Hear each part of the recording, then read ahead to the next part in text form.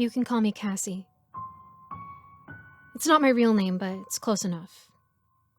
I'm 19 years old, and while not exactly supermodel material, I have been told I'm quite attractive. I moved to LA 18 months ago after graduating high school, the first in my family to do so, to follow my lifelong dream of becoming an actress. I can't say I regret the move, at least not before everything that happened, anyway. My home life was, let's say, not an ideal situation. I grew up in this crappy redneck town you never heard of in southern Missouri. My mom and stepdad aren't exactly the most supportive parents in the world. They aren't exactly the greatest, either. To put it bluntly, I guess you can say they're trailer trash. No, they were never physically abusive to me. No, my stepdad didn't molest me. And while they did both work low-paying jobs full-time in order to pay the bills and did feed and clothe me, there was still a lot of ugliness in the house. Both of them have a problem with alcohol, and when they get drunk, they can get mean. Not to me, but to each other. The police have been called out more than once because of the wild fights they've had. Fights of the dish-throwing, name-calling, shouting at the top of their lungs variety. I think they were probably featured on the show Cops at least once, but I was too embarrassed to check. Anyway, when I told them of my plan to move to California, they both sneered and told me I was wasting my time and that I didn't have a chance and that I was probably going to wind up a stripper or something and develop a drug problem. Thanks, Mom and Dad. Needless to say, I didn't listen to them. I had to get out of there. And I didn't really have that many options. I wasn't good enough in school to score a college scholarship, and my folks sure couldn't afford to pay tuition. Plus, the career selection in my hometown is pretty limited. So my choices basically amounted to working a dead-end job as a Walmart cashier or a shampoo girl at a beauty parlor or a waitress at our local truck stop. Obviously, I wasn't thrilled with any of those options. So I decided to throw caution to the wind and take a chance.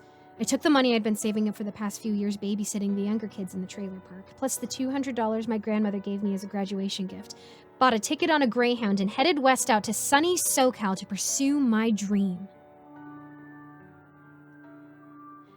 I'll spare you the details of when I first arrived, my fish-out-of-water country girl in the big city for the first time in awe of the sights and sounds story. I'll just say that Los Angeles was light years away from my life back in Missouri and leave it at that. It took some time for me to adjust to things out here. I stayed at a cheap motel for a few days until I found a job working as a server in a rather trendy upscale restaurant downtown. Pretty cliched, right? And eventually I managed to save up enough to move into a small apartment I share with a roommate.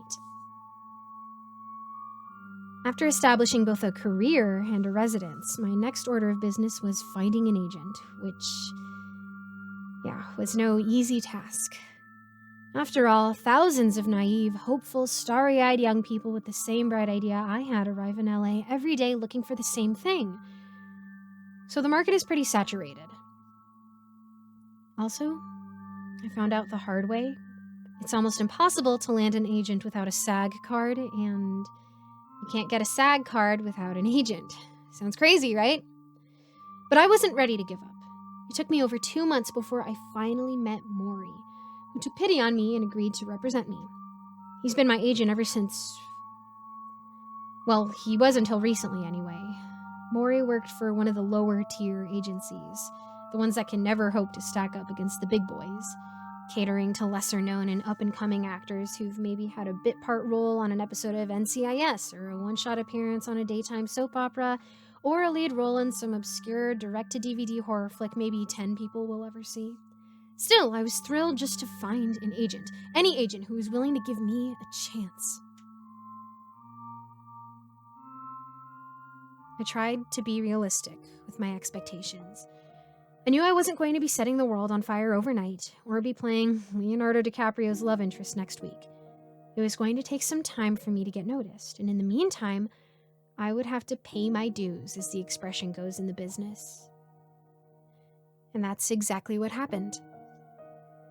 My first job Maury secured for me was a 2-line, 1-scene part in an episode of Brooklyn Nine-Nine, that NBC sitcom starring Andy Samberg. Surprisingly, most of the TV shows set in New York are actually filmed in Hollywood, which I didn't know. I played a pizza delivery girl who brings a pizza to the precinct building. Not much to brag about, I guess. And the pay wasn't great. Union scale for a walk-on part. And unfortunately, my role was shot second unit, so I didn't get to meet any of the stars. Basically, they filmed a point-of-view shot of me standing in the doorway speaking to a camera, with insert shots of Andre Brower, who plays Andy Samberg's captain, opening the door, taking the pizza and closing the door added later. But I was still excited to finally have established myself as a bona fide Hollywood star. With my first screen credit I could put in my resume and on my IMDb page, which I set up myself online that very night for the world to see. I guess I let it go to my head a little. I became convinced that small, negligible part in a sitcom was going to be key, and that would open the door to stardom for me, and that greater things would soon be coming my way. Well, things didn't work out that way. It was almost a month before Maury got another part for me. I played a nameless girl in a bikini at a pool party in a Dwayne Johnson action comedy with a single line of dialogue, basically a glorified extra, in a scene that ultimately got cut from the finished film. I guess I felt a little disheartened. Maury told me not to get discouraged and gave me the standard agent-to-clip pep talk, telling me these things take a while and that I needed to hang in there and that eventually I was going to break through. I tried to believe him. I tried to stay optimistic. But as it turned out, that single blink and you'll miss it 1 scene appearance in Brooklyn Nine-Nine is probably the most high-profile role I'll ever have. After my brief part in the Dwayne Johnson movie got cut, the best Maury could do for me was some commercial work here and there. You may have caught a glimpse of me in one of those fresh pet dog food commercials or playing the girlfriend in the Gillette ad. The pay was actually a little better than what I had made working on the Samberg sitcom, and with the money I was earning waiting tables, I was scraping by. Just barely. Things looked promising when Maury managed to set up an interview for me with this pretty well-known film producer who was looking for a young newcomer to play the romantic lead in Michael Bay's latest sci-fi action epic. Yeah, I should have seen the red flags when I went to meet him at his office in Studio City, and he, 1, offered me champagne, which I politely declined, still being underage, and 2, invited me to sit beside him on the large leather couch in his office. He explained to me oh so subtly that in this business, young actresses and actors had to be prepared to make concessions and discover certain things about themselves in order to get ahead in the industry, and that a certain quid pro quo was expected from them in order to further their careers. I'll admit, I was still a bit naive and didn't really catch his drift until he placed his hand on my leg, at which point I took the champagne flute he had offered me and poured it over his head before swiftly exiting his office. I heard recently that in the wake of the #MeToo movement, this producer was outed as having made unwanted sexual advances to dozens of hopeful young starlets. And more than a few young male actors, too. A year had gone by and Maury's phone calls had grown increasingly infrequent. I was starting to lose hope. Starting to think, God help me, my parents had been right. And maybe I should admit defeat and take the next bus back home to Missouri with my tail between my legs.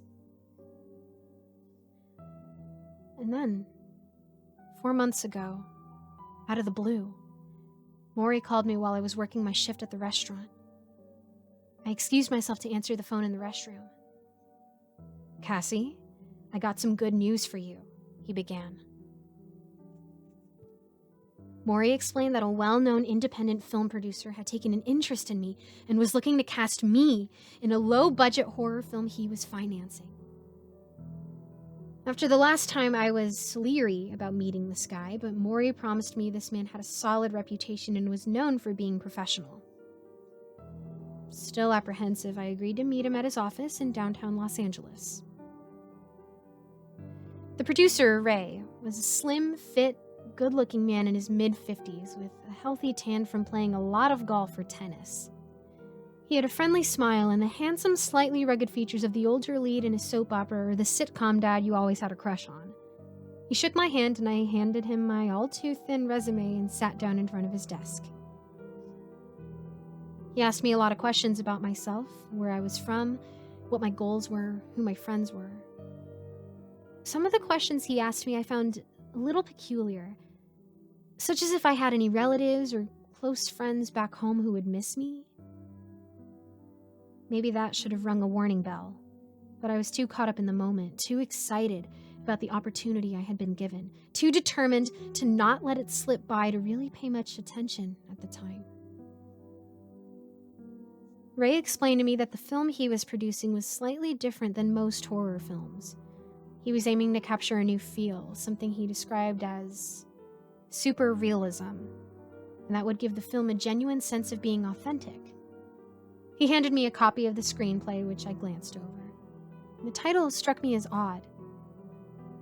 It was simply called Video #31172, and it didn't credit a writer. Ray explained it would make sense in context. He invited me to stay and read the screenplay in its entirety, which I did.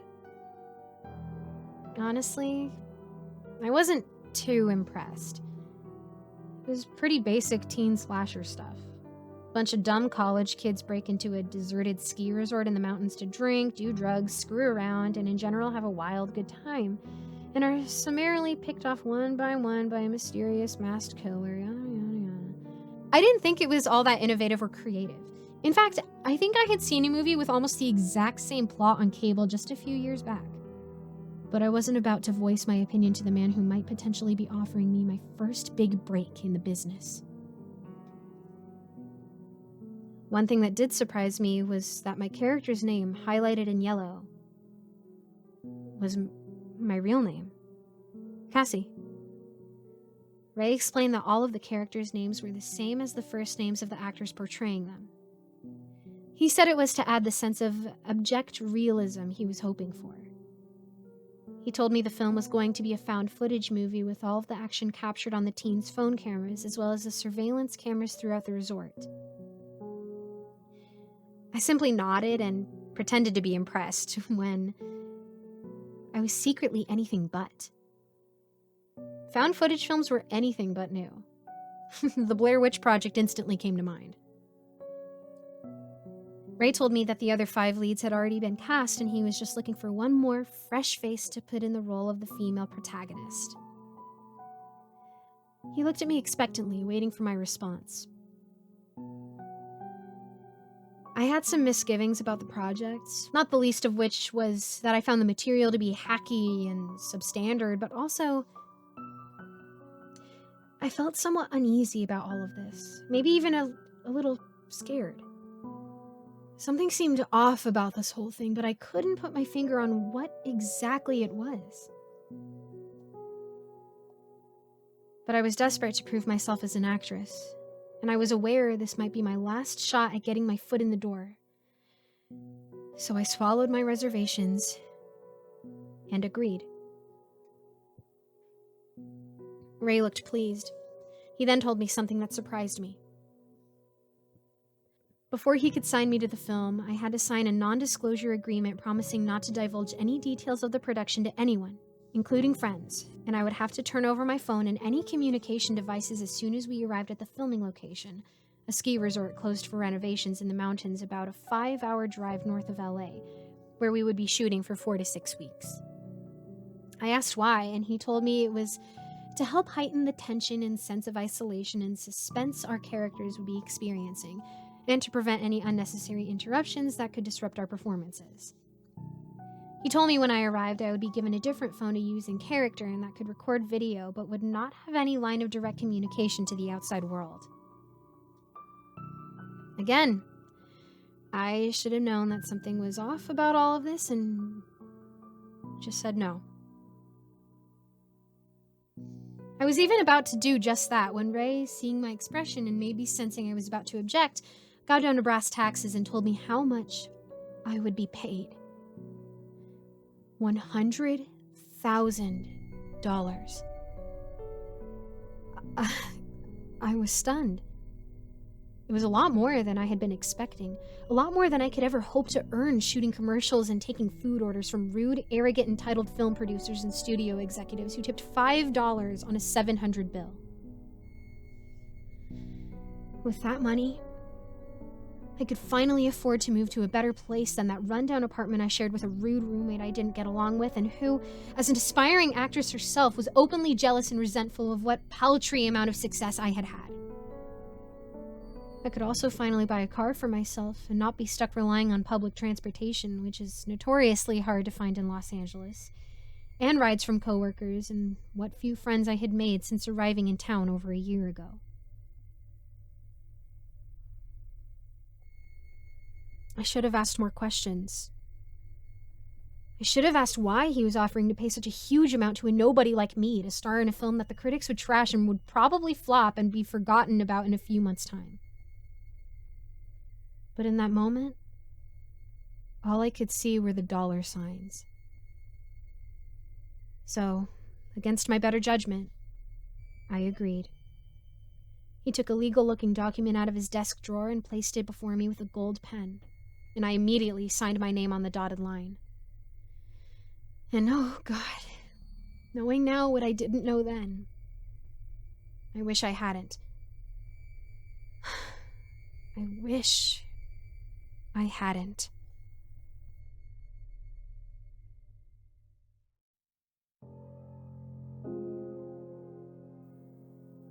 The next 4 weeks were probably the busiest of my life. While juggling my job and personal life, what little I had of one, on the side, I was also being driven down to the studio Ray worked for. He was kind enough to pay my taxi fare after hearing about my transportation issues. For 6 hours a day for rehearsals and script readings with my co-stars while Ray and his associates, who I had never met, went about pre-production on the film. That was when I got to meet the 5 other young actors and actresses I would be working with for the next couple of months. There was Timothy, a rather cute, teeny bopper heartthrob type of guy from Chicago who was going to be playing, well, Timothy, my character's love interest and the hero of the story. Like me, he had a rather rocky childhood and had come out west for a fresh start. There was also Seth, a slightly overweight red-headed guy with glasses from Pittsburgh who was cast as Seth, the token geek, socially awkward loser in the group. He had been working in LA as a professional extra for several years, and this was his first significant speaking role. Next was Tyrese, a tough but cocky young African-American from Harlem.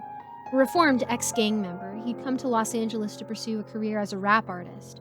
He'd only signed on to the film in order to secure financing for studio time so he could record an album. He played Tyrese, the token minority character. And then there was Mary, an absolutely beautiful French-Canadian girl from Montreal who had only been in LA for a few months. She'd come out here looking for work in order to support her mother and mentally disabled younger sister back home. She played Marie, the sexpot/nympho all the guys want to get with, which was about as far as removed as humanly possible from the real Marie's sweet and rather chaste demeanor.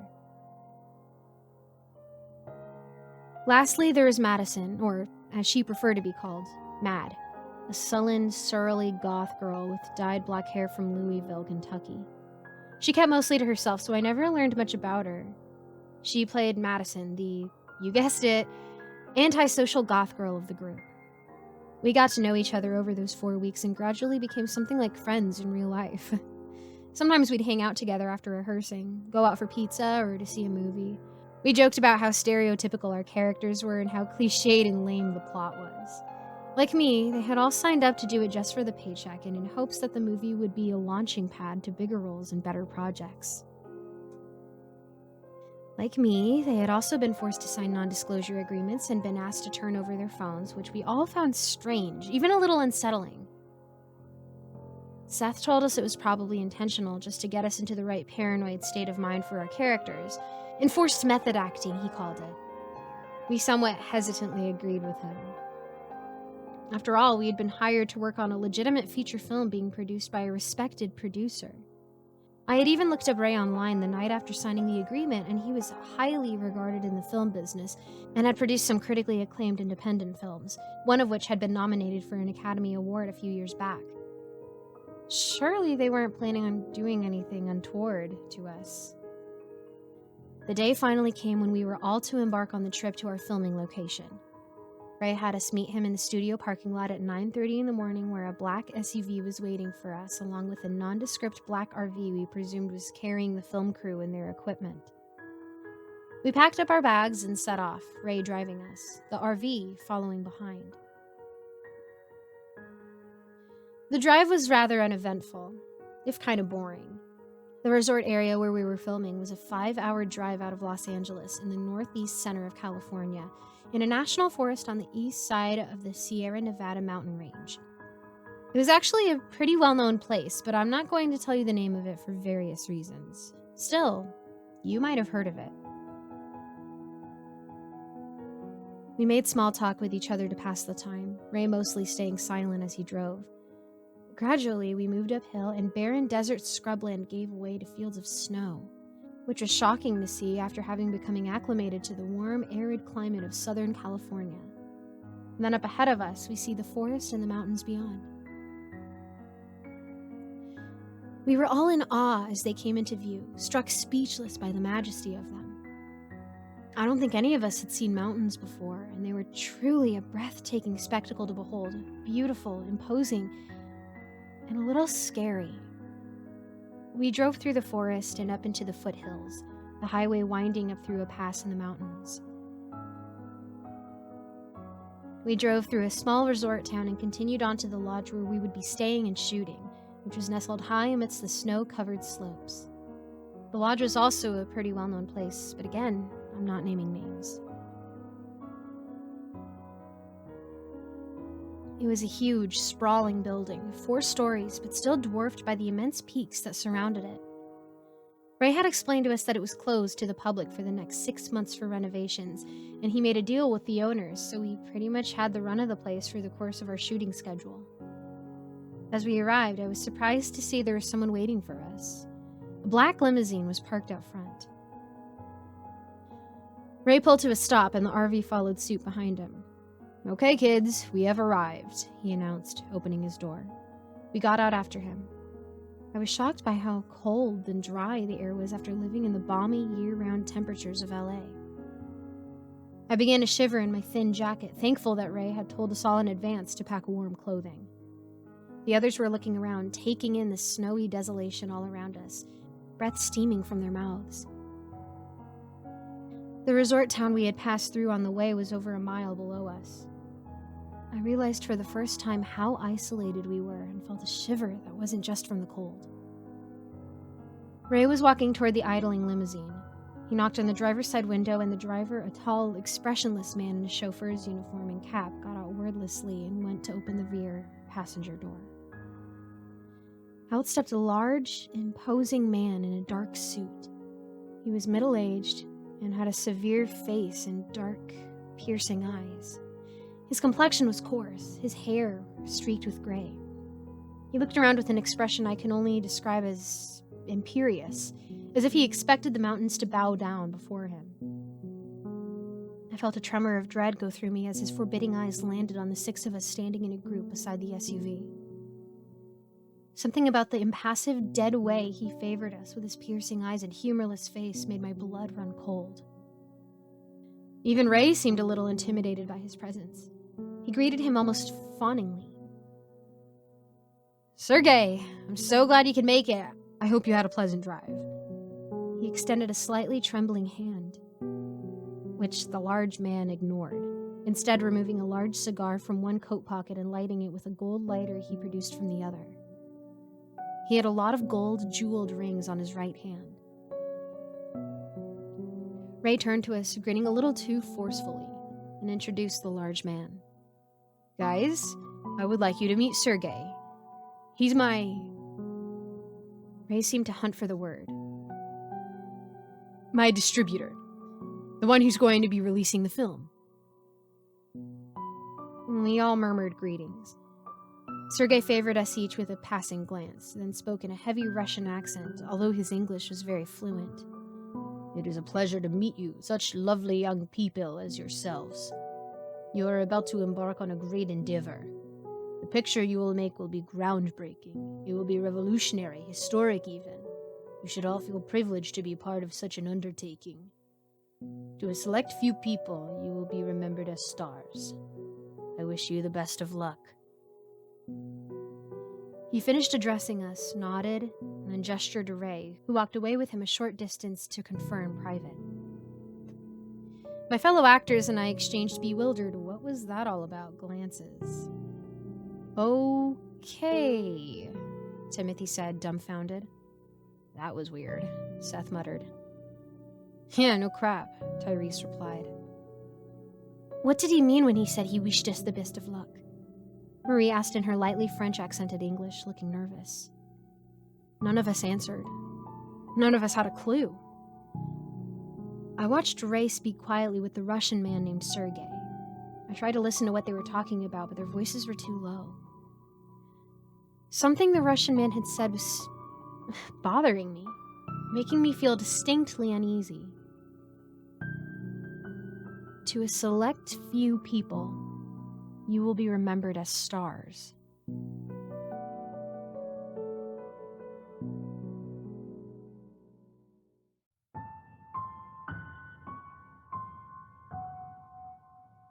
Ray finished speaking with a large Russian man who made his way back to his limousine and climbed into the back.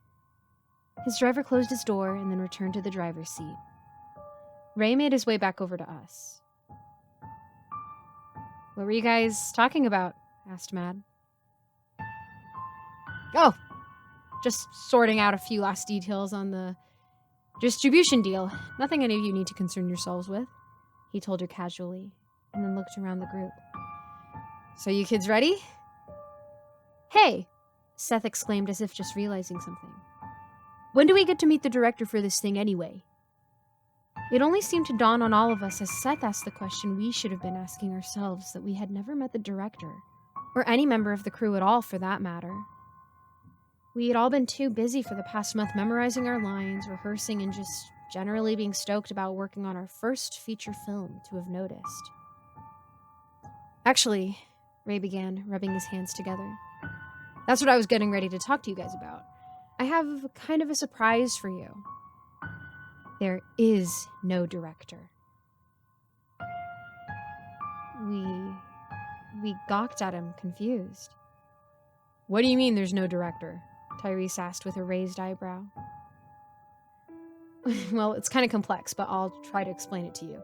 You see, one of the things I'm trying to do with this production is create something kind of avant-garde and minimalist. I'm trying to make a film with a real, organic, spontaneous flow to the action. Kind of a cinema verite type thing. I don't want my cast to feel impeded or distracted by a noisy film crew or intimidated by some demanding film director. So, hence, there will be no film crew or director. Make sense? Actually, what he had just told us didn't make much sense at all.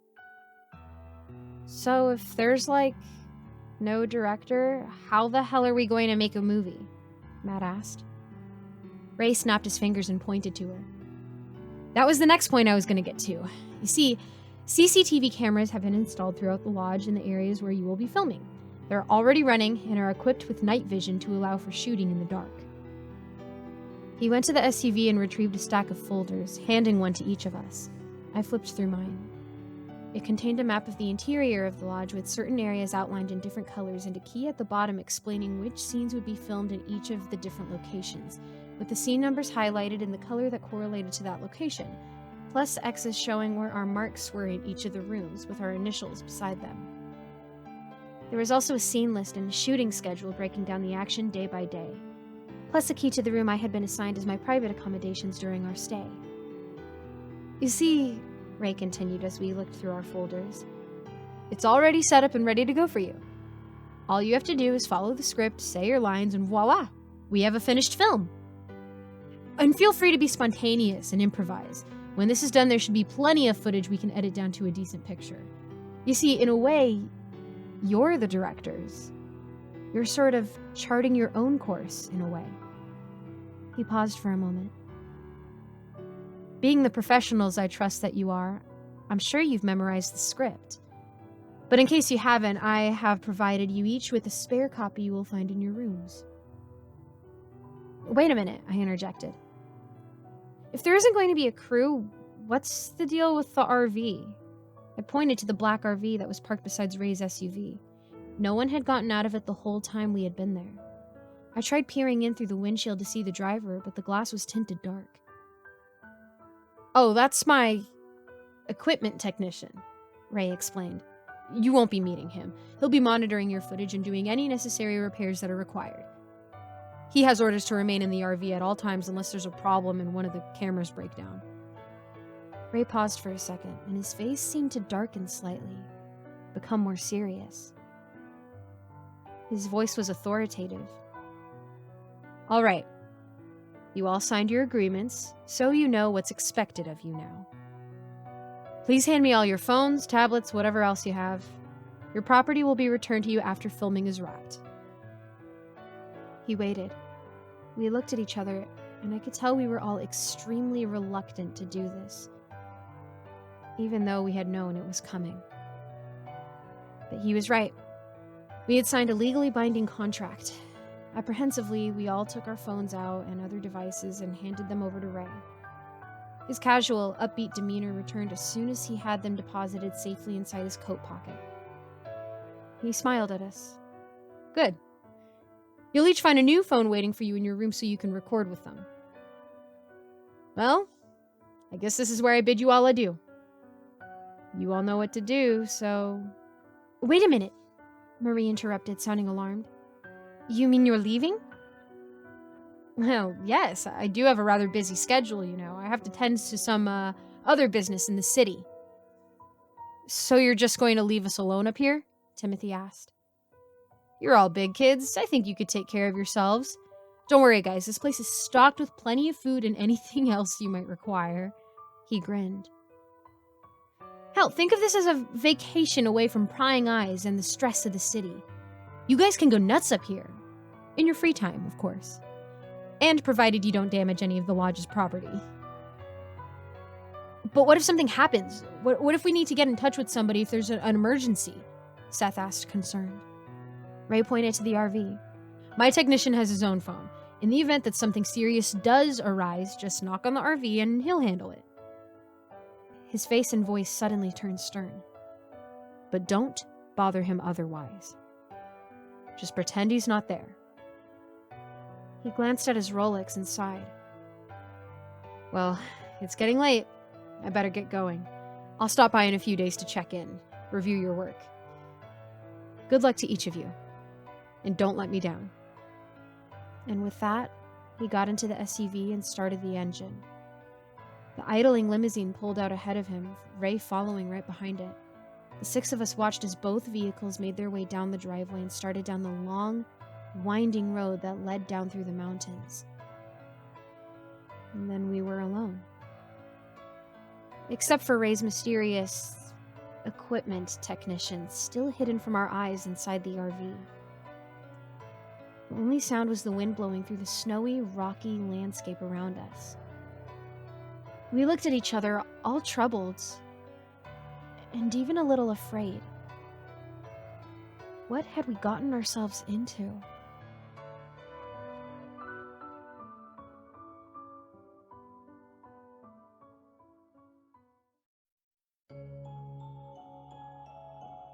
After Ray and his distributor left, we just stood around for a few minutes trying to process what he had told us. We were at a deserted mountain lodge over a mile away from civilization with no means of communication with the outside world. And the only other person besides the six of us was someone we hadn't even seen and were strictly instructed not to interact with. I glanced at the dark RV parked nearby, feeling a shudder of dread I couldn't explain. Something about it gave me the creeps. I took my eyes off the RV and turned in a circle, taking in the vista around the lodge. The jagged mountain peaks seemed to encircle us, their slopes white with snow, spotted with clusters of fir trees. I could see the rail of the ski lift descending the slopes to the east. Across from the front of the lodge, on the other side of the driveway, was an empty parking lot for tourists' vehicles. Not far from that was a large outbuilding that looked like a combination garage shed. I was again struck by the grandeur and beauty of the world around us, but also struck by the feelings of isolation and desolation it imposed upon us. I felt a stirring of fear and foreboding in my stomach. "Well," Timothy said at last, breaking the silence. "Guess we better head inside before we freeze to death." We made our way to the front entrance, carrying our bags. Timothy tried the door and it was unlocked. He opened it and we stepped inside. We were in the main lobby. It was pleasantly warm after the chilly mountain air outside. We looked around, muttering in awe. "Man, this place is huge," Tyrese announced, and he was right. The lobby was vast, seeming to stretch out before us like a football field. On the other side of the room was a sitting area with a number of comfortable-looking sofas and armchairs. Against the far wall was a giant rock-walled fireplace, unlit, with a bearskin rug lying in front of it. To our left was the deserted registration desk with a door behind it identified by a brass sign on it as administration. I assumed it led to the manager's office. The decor of the lodge was rustic, vaguely Western. The walls were plain cedar logs. A number of animals, moose, deer, bull, etc., were mounted on the walls. A pair of ox skulls were on either side of the fireplace. "This ain't a lodge, this is a hotel," Tyrese exclaimed, and his voice echoed in the empty expanse of the lobby. Hearing it made me shiver, reminding me that we were the only ones here. I looked around, starting to feel spooked in the deserted lobby. I think I was half expecting Jack Nicholson to jump out from behind a column brandishing a fire axe at us. I guess I wasn't the only one thinking of The Shining because I heard Mad mutter in response to Tyrese's statement. "Yeah, the Overlook Hotel." "So we've got this whole place to ourselves for the next 6 weeks?" Seth asked to no one in particular, looking amazed. "I guess so," Marie murmured. Timothy was looking at his copy of the map. "Let's check this place out. According to the map, there's a lounge to the right of the lobby, and the entrance is on the other end near the elevators." We crossed to the other side of the lobby. As Timothy had said, there were 2 elevators with a staircase to the left of them and the door to the lounge on the right, accessible through a pair of Batwing-style doors. We pushed through them into the lounge. It was styled like a modernized version of an Old West saloon. There was a long bar across from us with the shelves above it all fully stocked with a wide array of liquors. A number of stools stood before it. There were several tables with the chairs turned upside down on top of them, and against the far wall stood a piano. There was also a jukebox, a pool table, and a dartboard on one wall. And there was a large, clear plastic bag sitting on the polished surface of the otherwise bare bar. Leaning against it was a folded note. We approached it. When we got close enough, we saw what the bag contained and stopped, murmuring in shock. "Is that what I think it is?" Seth asked. Tyrese grinned. "Heck yeah, dog." He went to the bag and pulled it open, inhaling the scent. The bag contained a large amount of marijuana. Seth picked up the folded note and opened it. Inside was a brief message. "Enjoy, Ray. P.S. Help yourself to the bar." Timothy and I exchanged a surprised look. He shrugged and smiled. "I guess that's Hollywood for you," he said. "Dude, what are we waiting for? Let's get wasted," Tyrese said with a cackle. "Yeah," Seth seconded. "I think I'm going to like this place," Mad said, grinning. I wanted to protest, but I didn't know what to say. According to the shooting schedule we'd been given, we weren't set to begin filming until the following evening, so we had tonight and tomorrow to ourselves. So why not go wild for one night? We were 6 young, inexperienced actors alone by ourselves in the middle of nowhere, and Ray himself had left these goodies here for us and told us we could party when we weren't busy filming. Seth fired up the jukebox and selected a Maroon 5 song. Tyrese was already rolling some joints while Mad was behind the bar pulling down some glasses. Soon, we were all having a pretty good time, having some drinks and passing around a joint, which only Marie politely declined. I felt my earlier sense of worry and uneasiness melt away as the alcohol and weed worked its wonders and started to actually enjoy myself a little. I flirted a little with Timothy, although I made it clear to him that while I thought he was cute and seemed like a nice guy, I wasn't interested in a relationship just now and wanted to maintain a professional relationship while we were working on the film. Although after we were finished, we could take it from there. He smiled and nodded in understanding. We sat at the bar talking for a while, learning about each other. Timothy, who told me I could just call him Tim, said he was from a pretty rough lower-class neighborhood in Chicago, and his unemployed, alcoholic father had a pretty mean temper and could get violent when he was drunk. His mother had left when he was 12, having taken as much abuse as she could tolerate from the man she had married, but not thinking or caring enough about her only child to take him with her. After that, Tim had become the sole focus of his father's uncontrollable rage and whiskey-fueled outbursts. That had come to an end when Tim turned 16 and began taking self-defense classes. The next time his father had come after him, he had laid the old man out. After that, he had never touched him again. 2 years later, his father had died from liver failure, and after finishing high school, Tim had decided there was nothing holding him there, so he decided to come out to Los Angeles to start life anew. Like me, he hadn't had much luck landing acting gigs until his agent had called about a possible role in the film. I told him about my own less-than-perfect childhood and home life. Seth and Marie seemed to hit it off dancing together in the middle of the lounge, and Tyrese and Matt started openly making out before retiring upstairs to one of their rooms for privacy. It was pretty funny in a way because in the screenplay, Marie's fictional counterpart actually ends up with Tyrese, and Seth keeps trying successfully to hit on Matt, who keeps shooting him down.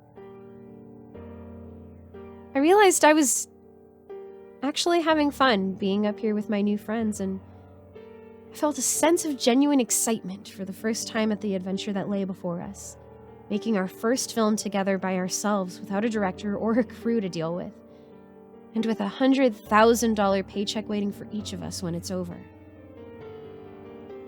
I started to think that maybe everything was going to turn out okay after all. Maybe everything was going to be all right. I was wrong. Horribly wrong.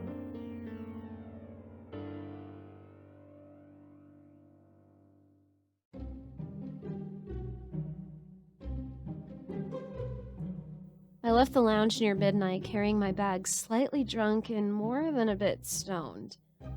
I used the elevator, not trusting myself to be able to negotiate the stairs in my current condition, and took it up to the second floor where our rooms were located. I made my way carefully to my room, pausing for a moment outside Mad's room, listening as she and Tyrese got to know each other better quite loudly. I smirked a little and then continued to my room. Room 212. I unlocked the door with the key Ray gave me and entered, seeing it for the first time. It was simple but comfortable, decorated in the same rustic style as the rest of the lodge. There was a single bed, a dresser, desk, and a small bathroom. Lying atop my bedspread was a copy of the screenplay for Videvo #31172, along with an expensive-looking new smartphone, just as Ray had promised. I set them both on the bedside table, not feeling up to giving the phone a closer look right then. I lay down on top of the bed, still dressed in the clothes I had arrived in, and instantly passed out. I woke up around 8 the next morning, sunlight filling the window. I was hungover, but I didn't feel nearly as bad as I had feared I would. I went into the bathroom and took a long shower, feeling better after I emerged. I unpacked my bag and dressed in a sweater and jeans, and then remembering my new phone, I picked it up and looked it over. As Ray had said, it had HD video recording capability, but its communication functions had been disabled so that I couldn't make calls, text, or access the internet. I sat it down, and then, feeling hungry, I decided to go downstairs and see what the lodge had in the way of breakfast. I took the elevator down and stepped out into the lobby, glancing at my map. There was a spacious dining room to my right or left as you face the elevators, the entrance next to the stairway. I started in that direction and then stopped, spotting something out of the corner of my eye. I looked up.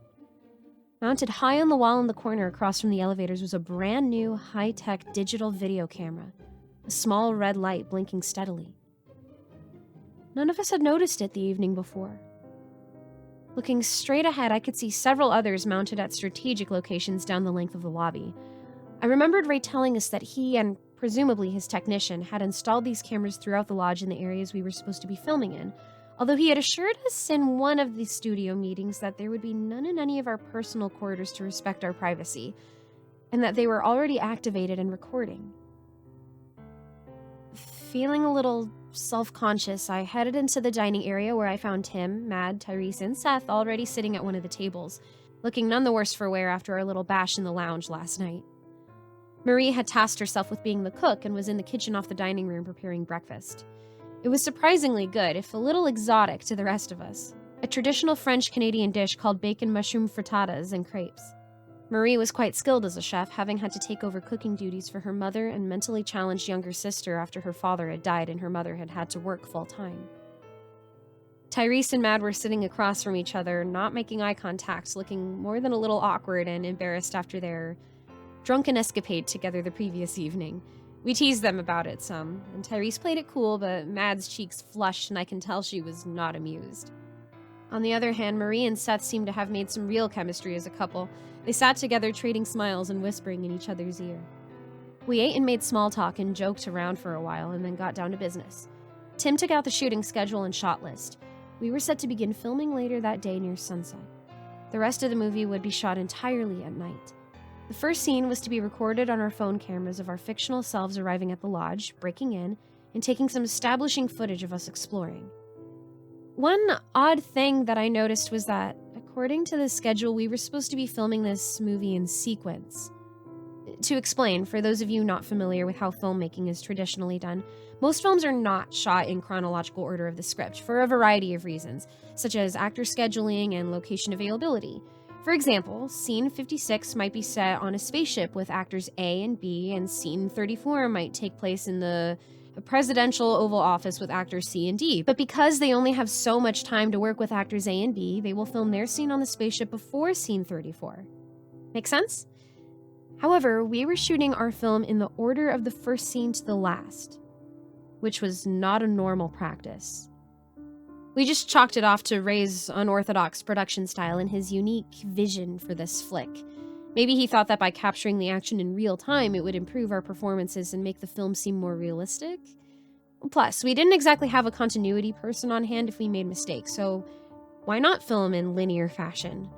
After all, we were pretty much stuck here for the duration and the lodge itself wasn't going anywhere.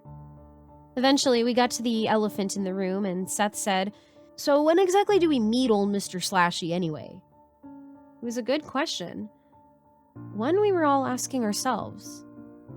After our first cast meeting a month ago, Ray had explained to us that we wouldn't be meeting the actor portraying the only other character in the film, the antagonist, a killer referred to in the screenplay only as Masked Killer, until it was time for us to film the first death scene, which was Matt's. He told us it was to add the killer's air of mysteriousness, and to make our reactions and thus our character's fear more believable.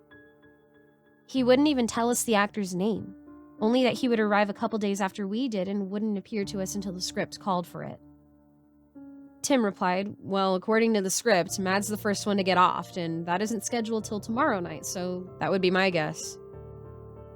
"Great," she muttered, and I can tell she was not pleased at the idea of having the honor to be the first of us to meet our as-yet unseen co-star. "This is a very strange production, isn't it, guys?" Marie said in her slightly stilted English, and then added, "It's very weird." She said the last word after a pause, selecting it carefully. "True that," Tyrese said through a mouthful of food, nodding. "I don't care how weird it is, just as long as Ray's not bullcrapping us about the $100,000, Matt added. "This whole thing's probably just some kind of marketing gimmick to boost interest. Independent horror films pull crap like this all the time," Seth theorized. "Yeah, probably," I replied, although I still felt a little troubled by all this. We didn't do much the rest of the morning and afternoon. After breakfast, we split up and continued exploring the lodge. The top 3 floors were all guest rooms with a large executive suite on the top floor reserved for VIPs or particularly wealthy visitors. All the doors were locked and we only had keys to our own rooms.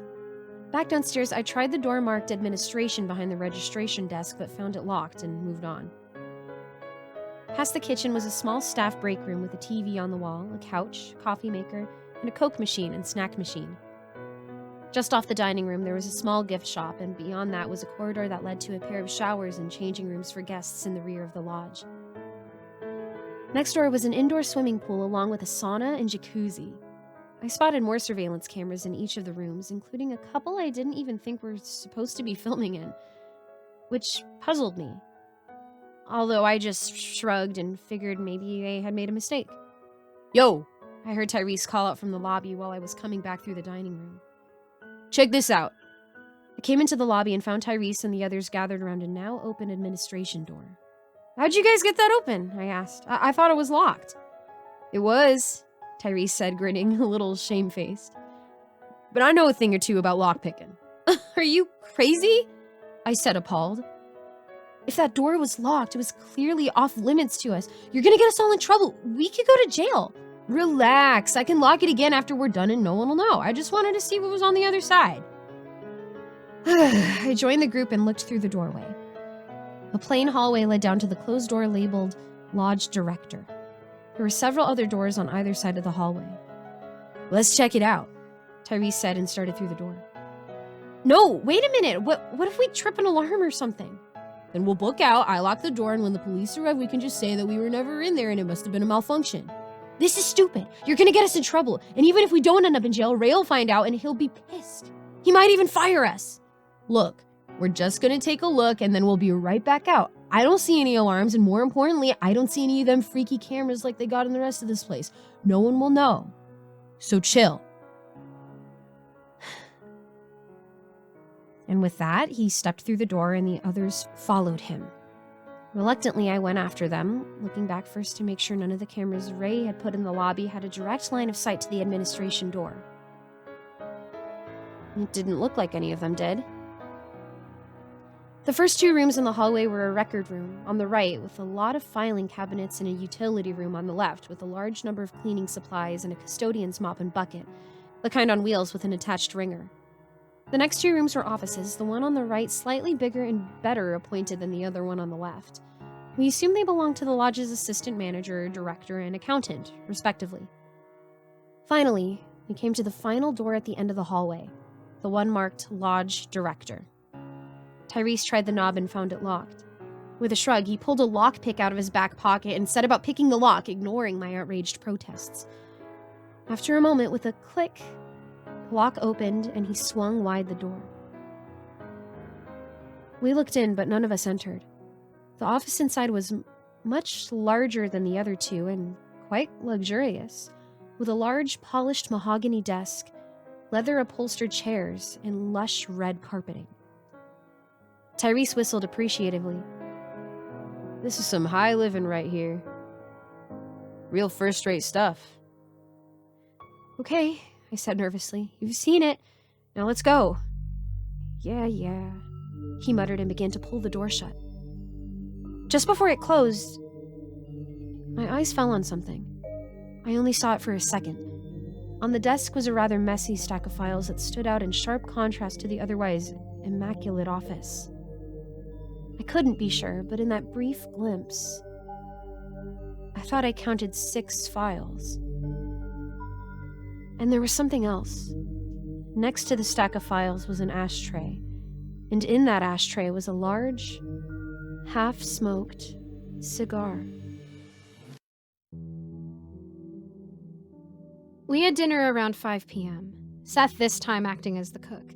Simple cheeseburgers, which weren't all that bad, even though they were a little underdone in the middle and overcooked outside, and fries. By the time we finished eating, it was going on 6 and starting to get dark outside. We figured it was time to get ready to film our first scene, so we changed into our costumes, the ski wear we would be wearing throughout the film, which only took place over the course of one night, grabbing our phones and heading out for the front entrance. The sun was beginning to descend behind the mountains to the west.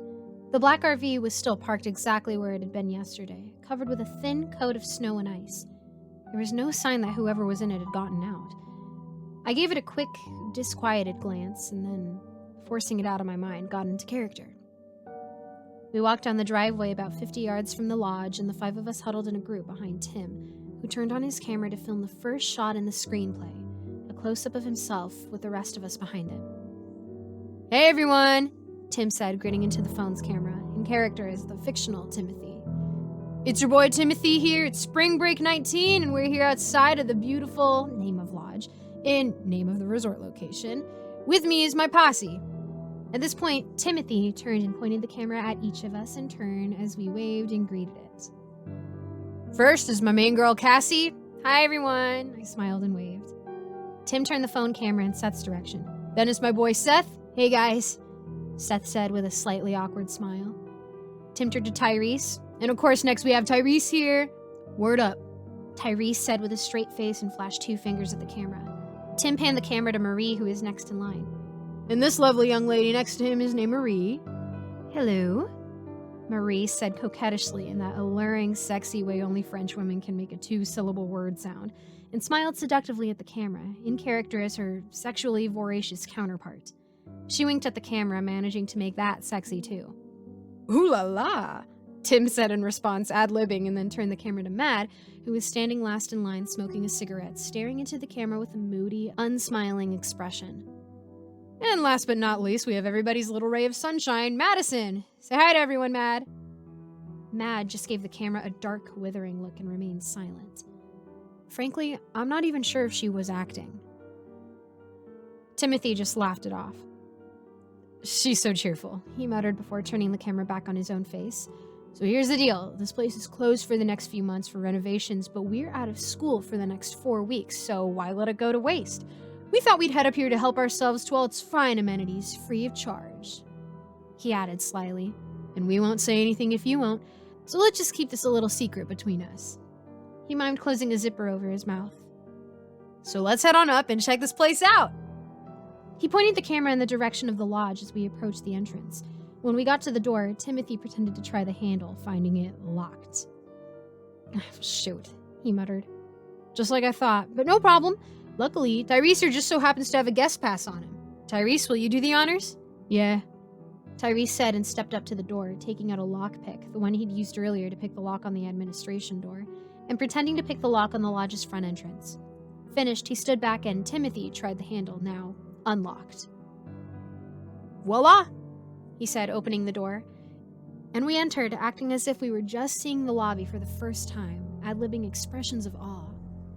Basically, we just reused some of the stuff we had said the day before when we first arrived. Tyrese repeated his line about comparing the lodge to a hotel, and Mad repeated her quip about the overlook. Timothy aimed his camera around the interior for the benefit of the viewer, and the rest of us took our phones out and began recording, so there would be plenty of footage, but from different perspectives, for Ray to choose from when him and his associates edited the film.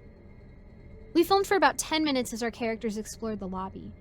I found it strange that, according to the screenplay, none of our characters apparently noticed the security cameras mounted every 20 feet or so, in plain sight once you looked up. I know if I was trespassing somewhere I wasn't supposed to, I'd be concerned that my every move was being caught on tape, but I just wrote that off as lazy screenwriting. Eventually, we filmed the last shot for the night, that of our characters discovering the lounge, and turned off our phone cameras. We let out a collective sigh of relief, glad that was done for the evening. We each reviewed our footage on our phones. It didn't seem half bad, and our performance as well, not exactly great, seemed passable. As soon as our recorded footage came to an end, an MSS message window popped up on our phones, listing a server address link, along with instructions to text our videos to it. This surprised us since we had been informed our phones had been rigged to not have text messaging capability. We did as we were instructed, assuming our footage was being sent to Ray's tech guy to review in his RV. That's a wrap, Tim announced, pocketing his phone. Thank God, Mad said with a groan. So, we're finished filming for the night, and seeing as how we're already at the lounge... Oh yeah, I could use a drink, Tyrese said. Me too, Seth agreed. I think I'll pass tonight, I replied. You guys have fun. Are you feeling all right, Cassie? Marie asked, concerned. Yeah, I'm just beat, I said, which was partially true. I guess I'm still a little wrung out from last night. I just need to sleep it off. Well, see you tomorrow, Tim said before heading into the lounge with the others. I took the elevator up to the 2nd floor and went to my room. I changed into my pajamas and got into bed, but had trouble getting to sleep. Something was bothering me. Something I didn't understand. Every time I closed my eyes, that mysterious MSS address that appeared on our phones kept coming into mind. I got up to use the bathroom, and on my way back to bed, I paused.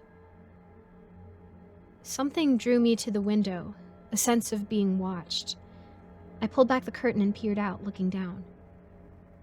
My window faced the front of the lodge. Down below, I could see, just visible in the moonlight, the RV. And I saw something else that made my heart skip a beat. A dark, shadowy figure was standing outside it. I couldn't make out any features, but it was standing perfectly still and seemed to be looking up. And although I couldn't be sure, I had the feeling it was looking at my window. Looking directly at me. I looked back, not daring to take my eyes off of it. After a while, the figure stepped back into the RV. I climbed into bed and lay there, staring at my ceiling. It was a long time before I drifted off to sleep.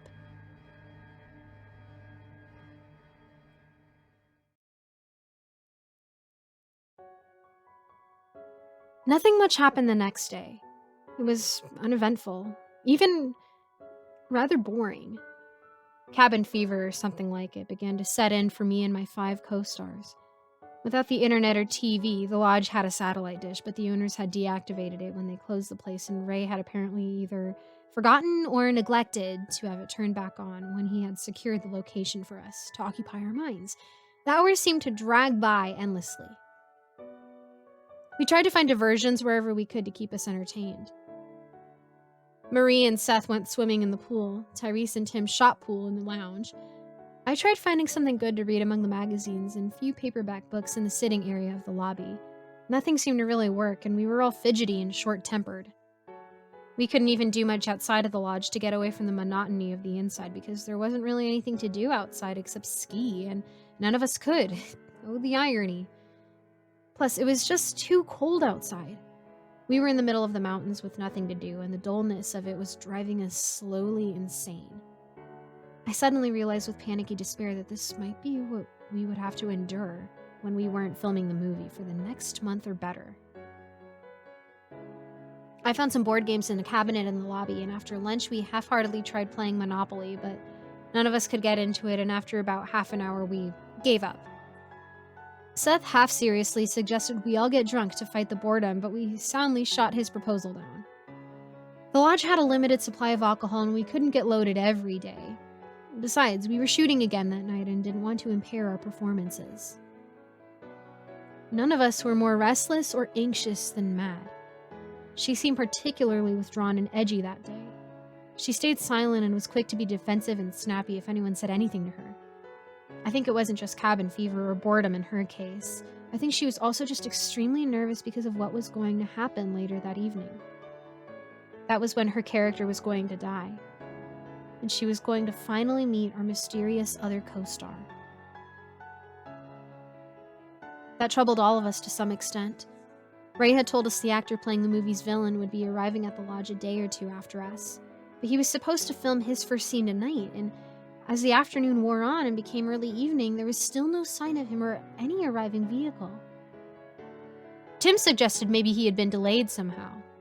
Seth, as usual, having more Hollywood experience than any of us, had a hunch that the killer was already here and that he had probably arrived at the same time as the rest of us did.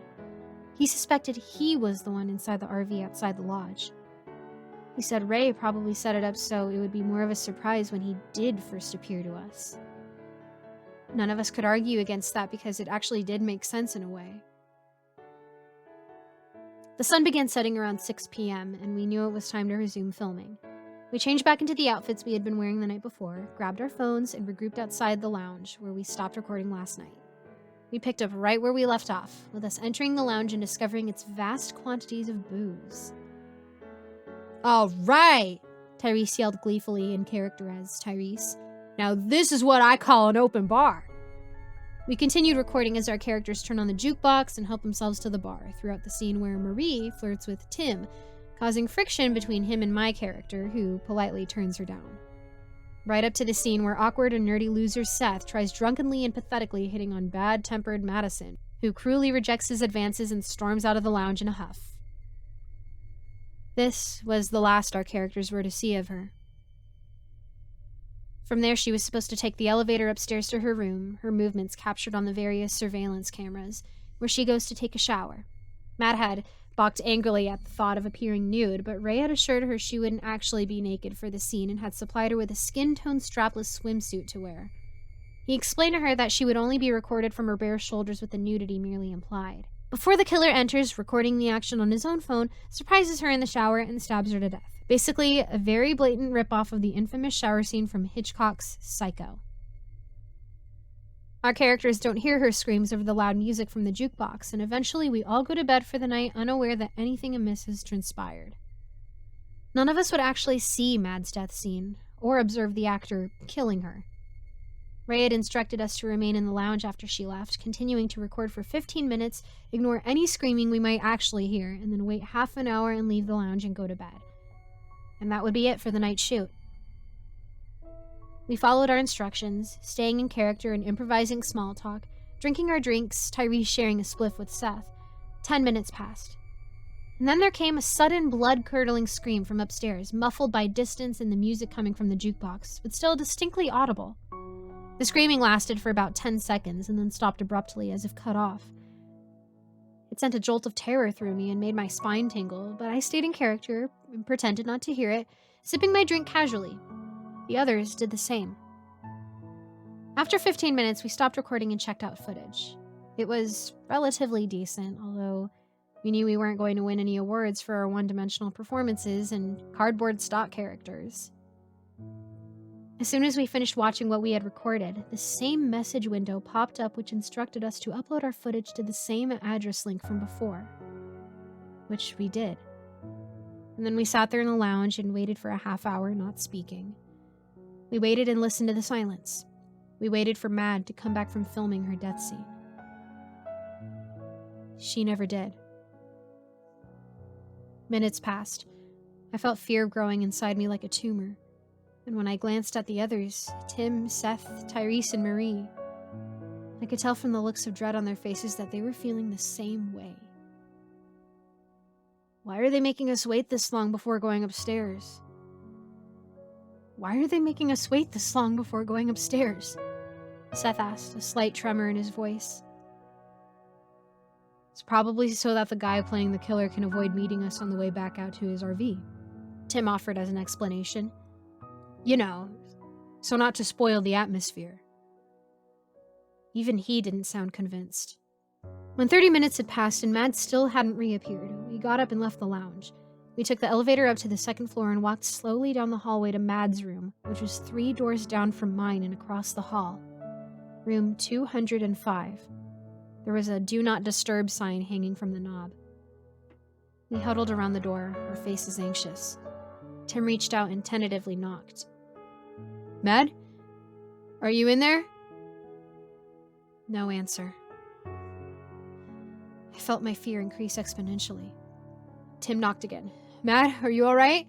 He tried the knob, but it was locked. He started to knock again, but then there was an answer from inside the room. I'm fine, Mad said. We all breathed a sigh of relief, almost in unison. You scared the crap out of us, girl, Tyrese said. So, how did the scene go? Seth asked. Did you meet the guy?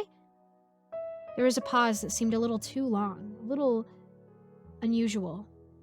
Mad spoke again. I'm pretty tired. I need to get some sleep. Please leave me alone. I'll feel better in the morning. She spoke for longer this time, and I noticed something I hadn't the first time. Her voice sounded even, but at the same time, a little shaky, if that makes sense. It sounded like she was trying to calm, but was actually feeling very emotional. The way you try to sound nonchalant when you're on the verge of breaking down in tears. I wondered if maybe the creep playing the masked psycho had been a little too hands-on in his method approach, and the encounter had left her more shaken up than she was trying to let on. Are you sure you're all right? Tim asked, concerned. Another unusually long pause, and then Mad replied, I'm fine. Please leave me alone. I need to get some sleep. Tim looked at the rest of us and shrugged. He turned back to the door. Okay, well, we're here if you need us. Night. We exchanged bewildered looks at each other and then said our good nights and went our separate ways to bed. As I made my way to my room, something left me feeling very disturbed about the way Matt had spoken to us, through the door, unseen. The last two things she had said had been repeats of what she had said the first couple of times she'd spoken. I'm fine, and please leave me alone. And she'd repeated them in exactly the same tone and volume of voice, as if she was reading words off of a cue card. And then there was something else I had noticed. Even slightly muffled as her voice had been through the door, there had been an unnatural, metallic, clipped quality to it. The way your voice might sound speaking into a microphone. I went into my room and did something I hadn't done the night before. I locked it behind me.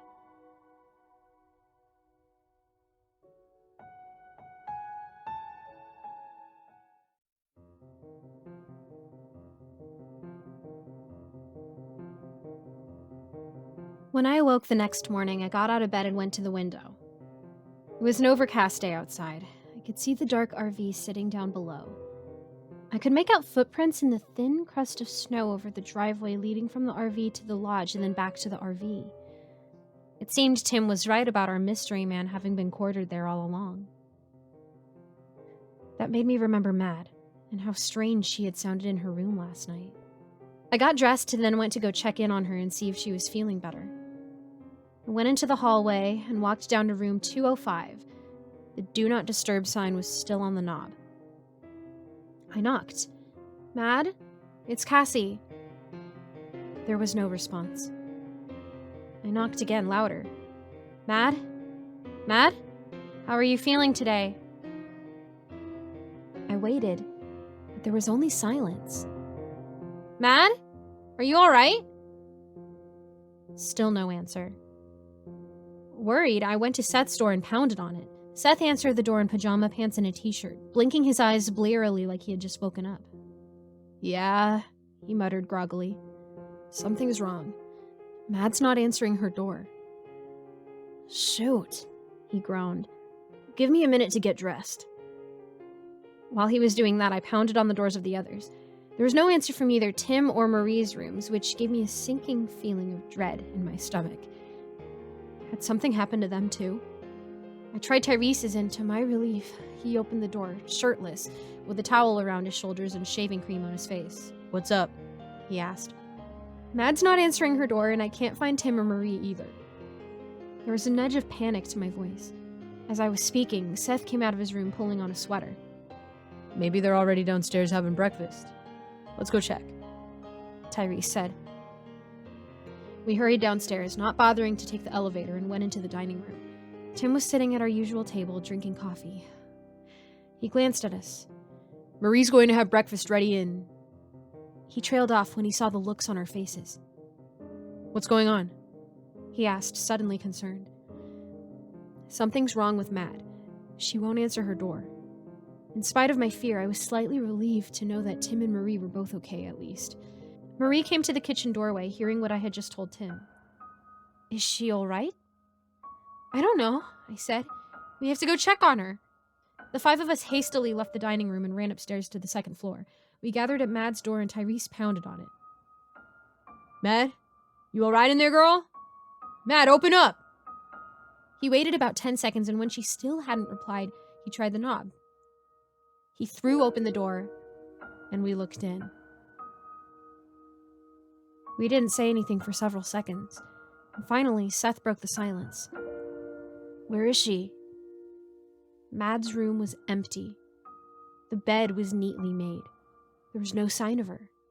We entered, looking around confounded. Let's check the bathroom, Tim said. We entered the bathroom and she wasn't there either. The shower curtain was open. I looked in and spotted something that made my blood run cold. There were two small streaks of what looked like blood smeared on the tiled wall of the shower near the bottom. I pointed. Look, I whispered. They stared at the blood. No one said anything for a moment. "It doesn't mean anything," Seth said. "Maybe she just nicked her leg shaving or something." But I don't think any of us really believed that. I went back into the bedroom and looked around frantically for any trace of her. And that's when I noticed something else strange. Not only was Mad gone, but so were all her things. I pulled open drawers, looked under her bed, looked in the closet, her bags, clothes, phone, everything was gone. It was as if the room had never been occupied. "Is this even the right room?" Seth asked doubtfully. "Of course it is," I snapped. "We were just here last night." "Well then, where is she?" Tyrese said, scanning the room. "She was fine last night before we went to bed," Marie pointed out. "We all heard her." "Where could she be?" Seth muttered, more to himself than to us. "And where's her stuff?" I added. "Maybe she had enough and took off before the rest of us got up," Tim suggested. "She didn't seem very happy after what happened last night. Maybe that was the last straw." I laughed scornfully and frustrated. "Took off?" I demanded. "Took off where? She couldn't have left on foot." "Maybe she called a taxi," Seth began, and then trailed off, abruptly remembering that none of our phones had an outside line. "Oh yeah." "Something must have happened to her," I stated. "Like what?" Tyrese demanded. I didn't answer him. I couldn't even begin to speculate what might have happened after the rest of us had gone to bed last night. "Something is seriously wrong here," I said after a moment. "We have to call someone. We have to get help." "How? We don't have any phones that work?" Marie exclaimed. "Ray said if an emergency happened to tell his tech guy in the RV and he'd call someone," I said. "Well, don't you think that you're overreacting a little?" Seth asked me. "Screw you!" I shot back. Tim got between us. "Knock it off, both of you. Cassie's right. Something's not right here. We need to go ask that guy to call the police." "Well, then let's go," Tyrese said. We left Mad's room and took the elevator down to the lobby. We marched across the lobby to the front door, me in the lead. I pulled the door open and then jumped back with a startled cry. Ray was standing there on the other side. He smiled at us. "Hello, guys." "Ray," I stammered, shaken. "What are you doing here?" "I told you I'd be back in a couple days to check in on you and observe your progress, remember?" "Ray," I began, "something's happened to Mad." "Mad left the lodge earlier this morning," Ray announced, cutting me off. I looked at him, stunned and confused. "What do you mean she left the lodge?" "Oh, I'm sorry. I must have neglected to tell you all the details of this little project. You see, as part of the super realistic aspect of this picture, and to preserve the film's continuity, each of you will be departing the set as soon as you wrap up your filming part. Mad shot her last scene last night, so I sent a limousine to come pick her up, give her check, and drive her back to LA, where she will be waiting for the rest of you to join her in celebrating the completion of this film." I stared at him. I couldn't quite wrap my mind around what he was telling me. "So, Mad's in LA?" "Why, I don't know if she's back yet, but she's definitely en route. I figure she should be arriving around noon at the very latest. The limo will take her to one of the finest hotels in the city where I have booked her a room." He smiled magnanimously. "On me, of course. I'm sure she'll enjoy her stay." I looked at him. I wanted to believe in what he was telling us. But part of me couldn't accept it as the truth. Part of me didn't trust him. There was something different about Ray now. He no longer resembled the friendly sitcom dad I remembered from my first meeting in his office in Los Angeles. There was something sinister about him, something scary now. His manner was too casual, his voice too soothing, a little condescending, his face frighteningly blank except for that artificial, cheery, avuncular smile he was favoring us with. And his eyes weren't cheery at all. They were piercingly cold and dead. The eyes of a reptile. "Now, if I were you guys," he resumed, "I'd stop worrying about Matt and save up my energy for tonight. You guys have a lot more filming to do." What if we don't want to continue filming your movie? I challenged him. What if we wanted to quit and go home? His face darkened in a flash, becoming menacing. I backed away from him, alarmed. His voice came out cold and officious. Then you will be defaulting on our agreement and breaking a legally binding contract, at which point my associates and I shall be prosecuting all 5 of you in court to recoup the studio the cost of this production, as well as the money we have already invested in each of you personally. His eyes narrowed. Do I make myself clear? I looked at him, my heart racing in my chest. I looked back at my co-stars and could see they were also intimidated by him and his threat of taking legal action. I looked back at him, defeated. Yes, I said meekly. We'll keep shooting. Instantly, his pleasant smile returned, as if a switch had been thrown. Wonderful, that's what I like to hear. Well, I'd like to stay and visit with you kids longer, but I have some footage to review, and then I must be going. He glanced up at the overcast sky above. Looks like it's going to snow pretty soon. The weather says we might even get a blizzard tonight. I'll see you all later. Take care, guys. He turned and walked towards the RV, and when he reached it, he knocked on the door. It was opened by someone we couldn't see, and Ray disappeared inside, the door slamming behind him. We looked at each other, baffled and disturbed by what had just happened. We went into the waiting area of the lobby and sat down, Marie and Seth on one sofa and Tim and me on another, Tyrese in an armchair by himself. None of us spoke for a while. My brain was whirling. I imagine theirs were too. Something was going on here. Something none of us could understand. And I'm not sure if any of us wanted to. What do we shoot tonight? Seth asked no one in particular. There was a copy of the script one of us had left on the coffee table in front of me.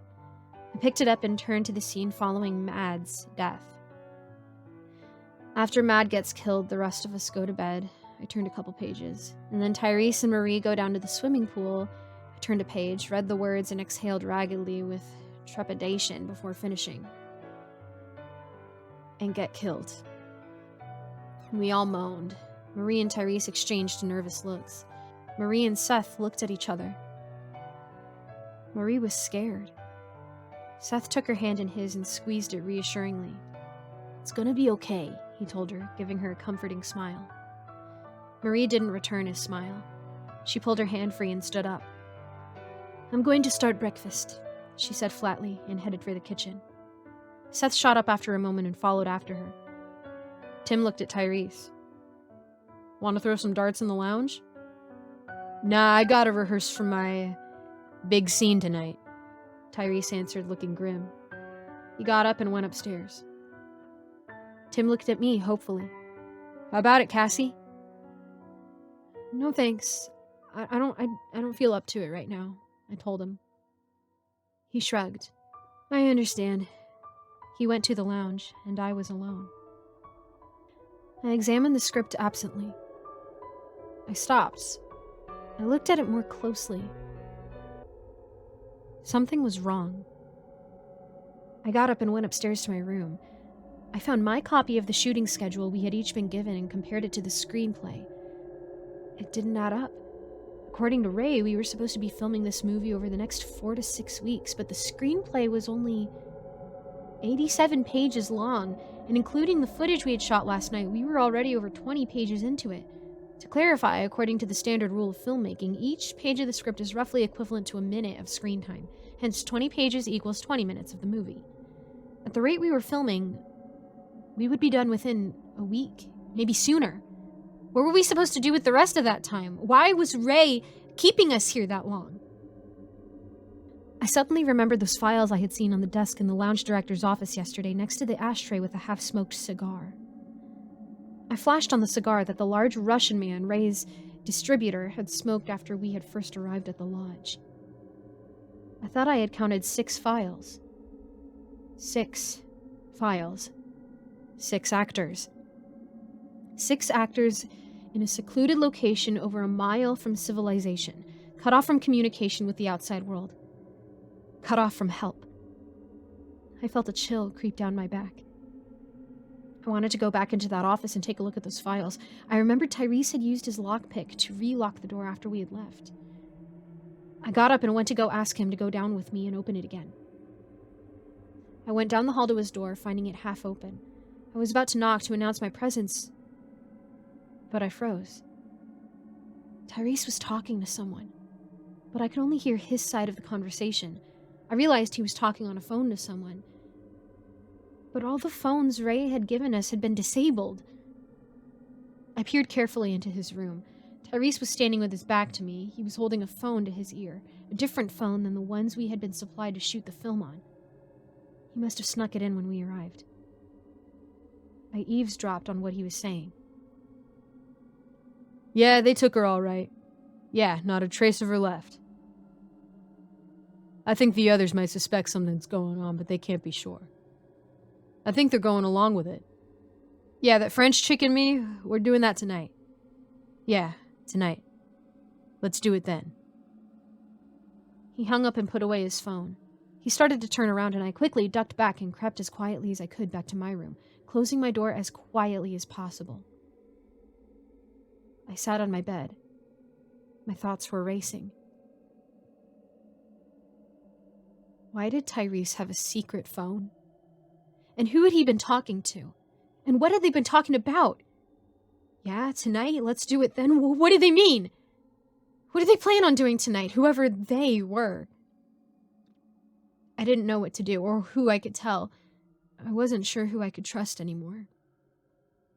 I realized at that moment I was more frightened than I had ever been in my entire life.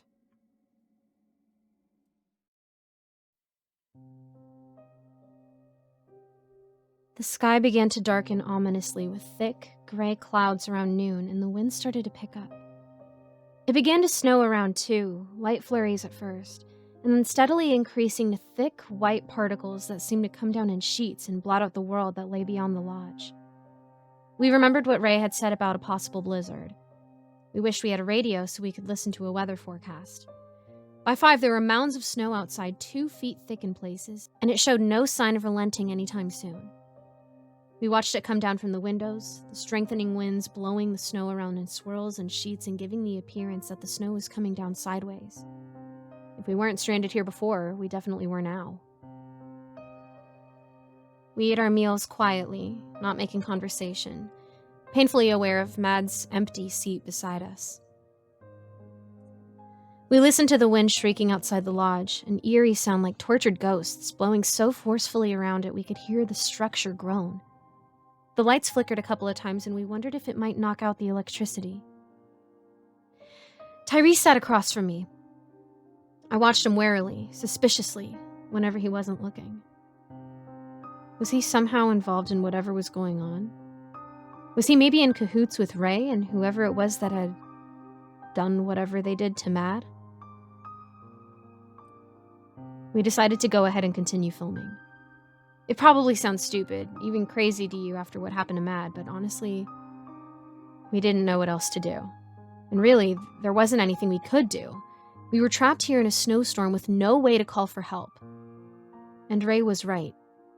We had each signed a contract and were legally obligated to complete the film.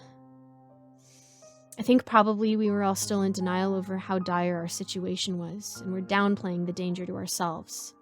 I think we convinced ourselves that this whole production was still on the level and that we were just being paranoid. Maybe Ray was even deliberately trying to scare us in order to improve the quality of our performances. Maybe Mad really was fine and was sitting happily, or as happily as someone like Mad could be, by a swimming pool outside a posh LA hotel while the rest of us were cooped up inside this place, miserable as can be. Regardless, we agreed to go ahead and finish the film. And it was one of the worst mistakes of our lives. As it began to get dark, we went over our scripts and rehearsed the action for that evening. After Mad gets killed, the rest of us, oblivious to her demise and the intruder in the lodge, continue partying in the lounge. Marie once again flirts with Tim, causing a confrontation between their characters and mine. I slap Tim and storm upstairs to my room for the night. Tim rejects the oversexed Marie's advances, and she goes off sulking before being consoled by Tyrese, who she hits on. The rest of them go to their rooms for the night. The screenplay neglects to explain exactly how our characters came into possession of our room keys, which I once again just shrugged off as poor quality screenwriting. But then Marie goes to Tyrese's room to seduce him, and they sneak down to the swimming pool and go skinny dipping before, you know. At which point they're ambushed by the killer, who drowns Tyrese in the pool before stabbing Marie to death. Unlike Mad, Marie, surprisingly given her modest nature, had agreed to shoot the scene commando. I guess because being French, it wasn't that big of a deal to her. And also, she admitted to us because Ray had offered to pay her $10,000 extra to do it, which she knew her family could really use. Seth, who had grown really attached to Marie, was not happy about this at all, for a number of reasons. I think I could detect some real resentment and jealousy being directed by him towards Tyrese. And also because, according to Ray, once they finished shooting their death scenes, they would be leaving the lodge and we wouldn't see either of them until we returned to LA. Marie reassured Seth and told him they would have plenty of time to be together and enjoy their newfound wealth after the movie was finished. Besides, in the script, Seth's death was the next one after hers, so he wouldn't have to wait that long anyway. She kissed him and smiled at him sweetly, and he hugged her. We were in the lounge halfway through the scene we were shooting there. I had just slapped Tim, when the lights flickered, and then went out, plunging us into darkness. The music from the jukebox wound down to silence as it died. What the heck? Tyrese shouted, breaking character. Ah, shoot, Seth groaned. Power's out, Tim said unnecessarily. We turned on our phone flashlights. We had already discussed in advance what to do in the event the electricity failed while we were in the middle of shooting. Ray had told us the surveillance cameras were equipped to operate with night vision so they could capture the action in the dark. I glanced out the door of the lounge and looked at the nearest one in the lobby. I could see its red light was still blinking steadily. Either the cameras had their own battery packs or they ran on some backup power system Ray had installed. I nodded to Tim and we proceeded, getting back in character, going along and incorporating the blackout into the story. I stormed out of the lounge and ran upstairs. Cassie, wait! I heard Tim cry out after me. I went to my room and slammed the door angrily, knowing the cameras were following the action. I stopped recording, checked my footage, and once again texted it to the server address when prompted. I found some emergency candles in my bedside table drawer and lit a couple, placing them around the room. Then I lay down in bed, still dressed in my ski clothes, and waited. After a while, I heard murmuring and footsteps as my co-stars came upstairs, still in character, and went into their rooms. Minutes passed. I got up and crossed to the wall. Marie's room was next door to mine. I pressed my ear against the wall, listening.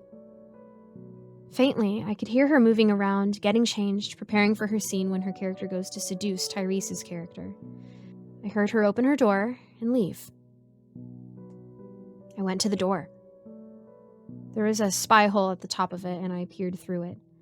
I could see Marie, dressed in a very revealing negligee, go to Tyrese's door, which was across from mine, and one door over. She knocked. Tyrese answered the door, still holding his phone camera. She posed provocatively in his doorway. His eyes went wide at the sight of her. I pressed my ear against the door. I could just barely hear them. Bonjour, Marie said in a breathy voice. Girl, you are looking fine. You want to go for a swim? She asked, exaggerating her French accent a bit more than it actually was. I don't have a bathing suit. Neither do I, she responded, and even though I couldn't see it, I knew from reading the screenplay that she winked at him. I was thinking we could, how you say, skinny dip? She giggled. I like the way you think, Tyrese said, grinning, and left his room, following her down the hallway to the stairs, out of my line of sight. From there, they were supposed to go downstairs to the swimming pool in the back of the lodge for their little romp in the pool. The last footage for the night was to be of their deaths. Tomorrow night, we were supposed to resume with the killer having disposed of Marie and Tyrese, going upstairs and into Seth's room, recording himself attacking Seth, who manages to get out one loud scream before he dies, alerting Cassie and Tim, the last two left alive, to the danger. From there, filmed sequentially over the next few nights, Tim and Cassie were to investigate the scream, find Seth's body, and then engage in a suspenseful game of cat and mouse with the killer around the lodge before Cassie is captured and taken to the killer's lair, the large garage shed outside the lodge, to be tortured and murdered, before Tim arrives to the rescue. We had been instructed to remain in our rooms for the rest of the night and once again to ignore any screams we might hear from downstairs. But as the minutes passed and my sense of anxiety and uncertainty grew, I wasn't sure I'd be able to follow those instructions. And when the screams came not long after, screams that echoed up faintly from downstairs, I knew I wasn't going to be able to stand there and ignore them this time. We had been compliant the night before. Matt had disappeared. And no matter what Ray had told us, I think deep down, we all understood she hadn't been taken to a nice hotel in Los Angeles. I grabbed a flashlight I had brought along from my pack and opened my door, running out into the hallway, knowing and not caring that I was being observed on the cameras and I would get in trouble for not following Ray's orders. I ran to the stairway and looked down, listening. I could hear them more clearly now. The screams continued, unmistakably Marie's, interspersed with shouts from Tyrese. I could just barely make out his voice. Hey, get away from me! Get back! You guys help! This ain't an act! It ain't a movie! It's real! His voice was cut off. Marie continued to scream a little longer, and then she too fell silent. My heart felt like it was trying to climb up my throat. I raced down the hallway and pounded on Tim's door. He opened it immediately. Cassie, what? We have to do something. We have to help. What are you talking? Marie and Tyrese. They're being killed down there.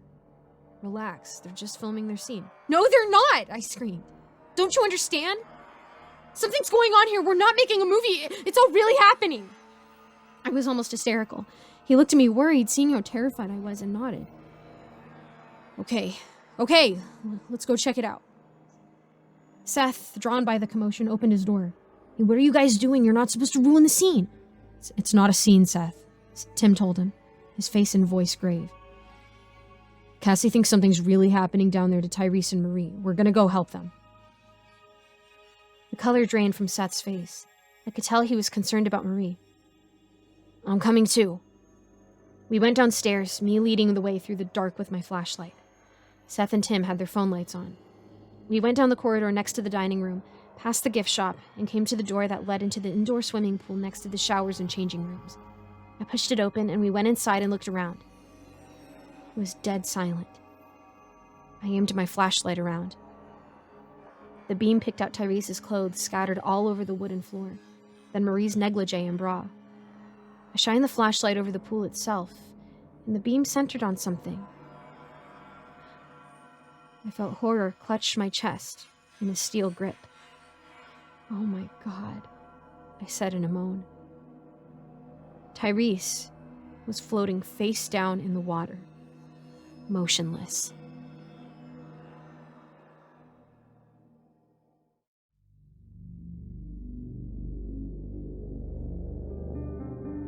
Oh no! Seth said in horror when he saw Tyrese in the pool. Is he dead? Tim asked. I didn't answer him. And I didn't stop to think, I just acted. Stripping off my outer clothes as fast as I could, I dove into the pool and swam to Tyrese. Cassie, wait! I heard Tim yell at me. I ignored him, grabbing Tyrese by the arm and began pulling him to the side of the pool. Help me get him out! I screamed at the other two. Seth and Tim helped me drag the unconscious Tyrese out and rolled him on his back. I straddled him and began performing CPR just as I had been taught in high school. For a minute or so, it seemed like I was too late, and that he was dead. But then he expelled a gush of water from his lungs and began to cough, gasping for air. He sat up with a groan. Where's Marie? Seth shouted at him the second Tyrese opened his eyes. What happened? They took her, Tyrese gasped. They? I asked. You mean there's more of them? Yeah, at least 2, maybe 3. Guys dressed in all black and wearing ski masks. They grabbed Marie and started dragging her away. I tried to stop them, but someone hit me from behind. That's all I know. He groaned and touched his head, and I noticed for the first time he was bleeding slightly from his scalp. He looked at me and noticed I was half naked and wet. What happened? They left you in the pool after they knocked you out, I explained. You're lucky. Another minute or so, and I don't think I could have saved you. I became aware that I was in my underwear, soaking wet, still straddling Tyrese, who was also nearly naked and soaking wet. In spite of my fear, I think I flushed slightly. I looked up at Tim, pointing his light at me, and I thought I caught him eyeing my now transparent bra. But he quickly darted his eyes away. I stood up and helped Tyrese to his feet. "We have to go find Marie!" Seth screamed, near panic. "We have to help her!" "Well, where could they have taken her?" He came to me. "The shed outside. That's the killer's hideout in the script. That must be where they took her." "Then what are we waiting for? Let's go!" Seth shouted and ran back to the front of the lodge. "Seth, wait!" I called after him, but he was too concerned about Marie, too worried about what might be happening to her, or had already happened, to listen. I looked to Tim. "Point your light at us so we can get dressed." Hastily pulling our clothes back on, Tyrese and I chased after Seth, Tim right behind us. The door to outside was already open, wind and snow blowing in by the time we got there. I could see Seth's footprints leading to the shed across the driveway. The three of us followed them. The blizzard was still raging, the snow now in drifts 4 feet deep in places, the wind shrieking. We struggled through the snow to the shed, fighting against forceful gusts that threatened to knock us over. I was shivering severely. It was freezing, and beneath my clothes I was still wet from diving into the swimming pool. We arrived at the shed and found Seth frantically struggling to yank off a huge padlock securing the door. "I can't get it off!" he yelled at us. "Let me try," Tyrese said, removing his lockpick from his pants. Seth stepped aside and Tyrese went to work. "Hurry up," Seth said impatiently. Tyrese ignored him. After a few seconds, the padlock popped open and Tyrese tossed it aside, and then Seth nearly shoved him aside and pulled open the heavy wooden door. We stepped inside and aimed our lights around. A large snowplow took up most of the floor. There was a workbench and various tools hanging from the walls. There was nothing else there. No sign of Marie or her abductors. "She's not here," I said. "But it says in the script," Seth began. "I don't think these freaks are too interested in following the script anymore," Tyrese interrupted him. "Then where is she?" Seth asked fearfully. We were all silent. None of us had any clue where she could be. It dawned on me suddenly. The RV. "Huh?" the three of them said in unison, looking at me. "The RV! That's where those sickos have been hiding out all this time. She must be in there!" We headed in the direction of the RV.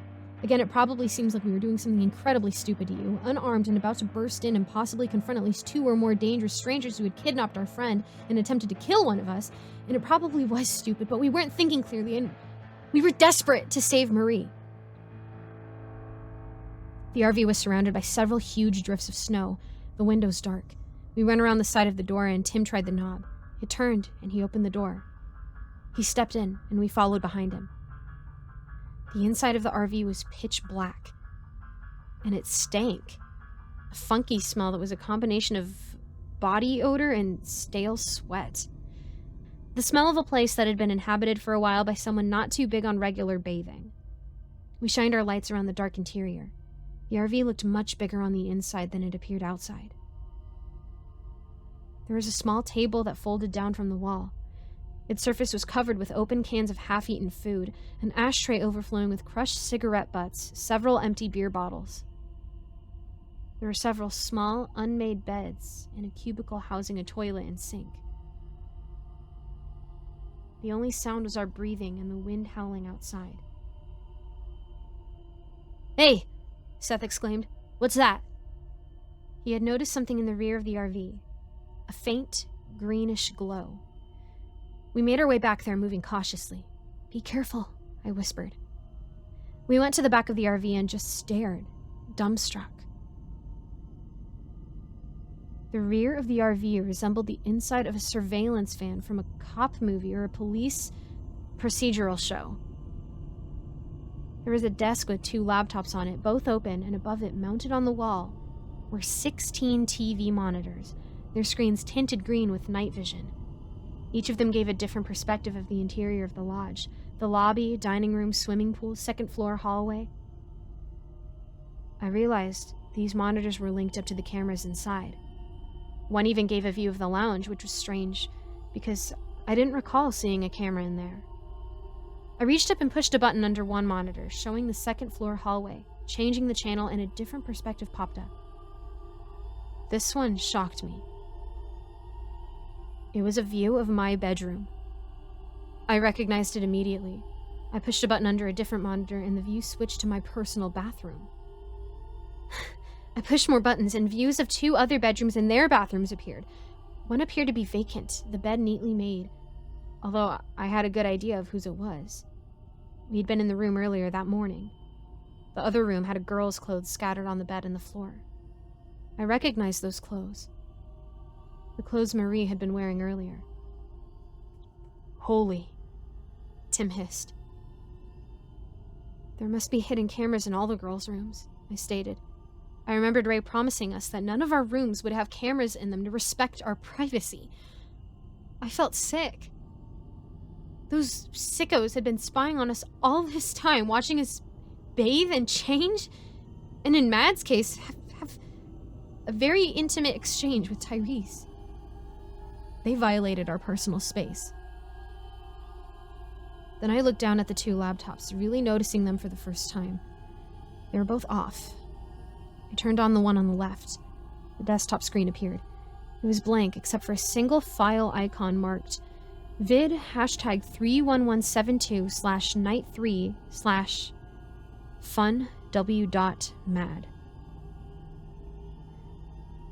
Some inner voice told me not to click on that file, knowing I wouldn't want to see what was on it. But I just had to know. I clicked it. The media player appeared, and the video began to play. It was someone's point of view recorded from a camera. They were walking down the hallway of the 2nd floor. I could hear their ragged breathing. They approached room 205, Mad's room. I felt my stomach lurch, but I kept watching. A hand clad in a black leather glove reached out and turned the knob, opening the door quietly. The camera POV entered the bedroom. The clothes Mad had been wearing that night, the last time we had seen her, were scattered on the floor. The camera walked slowly, quietly into the bathroom. We could hear the shower running. It walked up to the closed shower curtain, and the black-gloved hand reached out, grabbed the shower curtain, and yanked it back. Mad, wearing her strapless swimsuit, turned to the unseen person holding the camera and began to scream piercingly in horror. Maybe she started off acting in the scene she was expecting to film, but if so, she stopped acting and stopped screaming when a fist swung into view, smashing her in the mouth. Her head was knocked back, smashing into the tile shower wall behind her. She slumped to the floor of the tub, moaning, semi-conscious. Her mouth was bleeding. "Oh my God," I moaned. The person holding the camera dragged a dazed and groaning Mad out of the shower onto the bathroom floor. The point of view lowered into a close-up of her face as whoever it was got down and straddled her. A gloved hand slapped her face lightly, rousing her. "Wake up," a man's deep, gravelly voice demanded. "Wake up! It's showtime." She looked up, her face becoming lucid. Her expression turned to a look of alarm. She opened her mouth to scream again. The man's free hand, the one not holding the camera, now appeared in frame, holding a huge hunting knife, pressing the blade tightly against her throat. She stifled her scream, looking up fearfully. "What do you want?" she whimpered. "You want to be an actress? Well, now you're going to get your wish. I'm your director. You're going to act for me. Now act." The man's other hand, the one holding the knife, disappeared out of the frame. It reappeared a moment later, holding a small tape recorder. It held the recorder close to Mad's mouth. "Repeat after me. I'm fine." He clicked the record button. I'm fine," she stammered. The hand turned the recorder off, sat it down, and then slapped Mad's face viciously, causing her to yelp in pain. "Say it calmly!" His voice was thunderous with rage. He picked up the recorder, pressed record, and returned it to her lips. Mad, terrified, forced herself to sound as composed as possible. "I'm fine." His hand pushed the stop on the record button. "I'm pretty tired. Say it." He clicked record. "I'm pretty tired," she repeated after him. Click. Stop. "I need to get some sleep." Click. Record. Mad repeated, "I need to get some sleep." Click. Stop. Please leave me alone. Click. Record. Mad repeated. Please leave me alone. Click. Stop. I'll feel better in the morning. Click. Record. Mad repeated. I'll feel better in the morning. The hand removed the tape recorder from her lips. Very good, he whispered. Very good. His hand caressed her face almost lovingly. Oh my, you sure are pretty, he cooed sickeningly. His hand trailed down her face, over her throat, down to the top of her swimsuit. Ugh, I could only imagine the disgusting, sickening things that he was doing off screen. Poor Mad. Suddenly, there was an abrupt cut in the footage. In the next scene, Mad was hanging suspended in the air, ropes tied to her arms, her feet barely touching the ground. The camera had been switched to night vision. There was blackness all around her. I couldn't tell what location this had been shot at. Mad looked up fearfully at her unseen tormentor. The cameraman slowly approached her. Now we're going to shoot my movie. Ready? Mad tried to scream, but a gag muffled the sound. I won't even describe what happened next. It was sickening beyond anything I had ever seen, beyond anything I had ever imagined. It went beyond the depths of depravity. I couldn't believe there could be someone capable of doing such a thing to another human being. I paused the video. I couldn't bear to watch it anymore. I heard Seth retching behind me. Tyrese had his face in his hands, shaking his head. Tim was just staring blankly at the laptop. Who are these people? He asked. I looked at the other laptop, the one on the right. After what we had seen on the first laptop, I really didn't want to turn that one on. But we had come too far. We had already seen too much. Steeling myself, I turned it on. In a way, it was even worse. The second laptop showed a webcam screen. There were words flashing in the lower right corner. Live feed. On the left side was a bar with viewer comments scrolling up. I didn't read any of the comments, but I did see something at the bottom of the screen. Something I still remember to this day and probably will for the rest of my life. 55,632 subscribers. I only glanced at that, though. My attention was mainly focused on the webcam itself.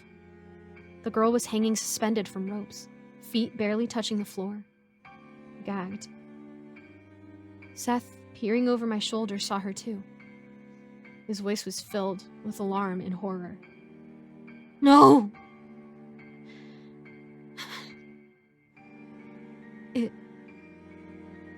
It was Marie.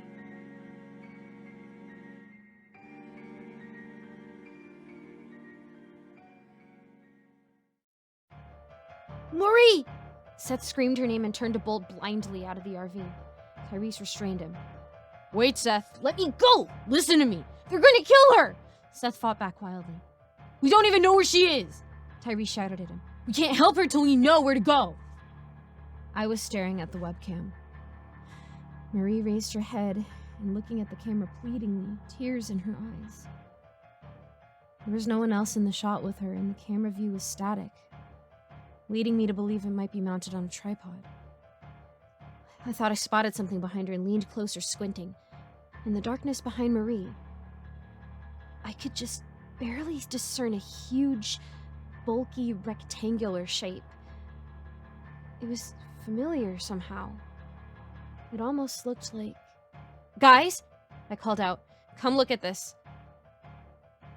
The other three gathered around the laptop. I pointed. You see that? They studied the webcam. What is that? Tim asked. It looks like a furnace. I turned to look at them. And where do most places keep their furnace? The basement, Tyrese said, catching on. But Ray didn't say anything about the lodge having a basement, Seth said. Well, Ray didn't tell us a lot of things, Seth, I countered. But where would the entrance be? Tim asked. My guess would be somewhere in the kitchen. That's where the basement door is in most places.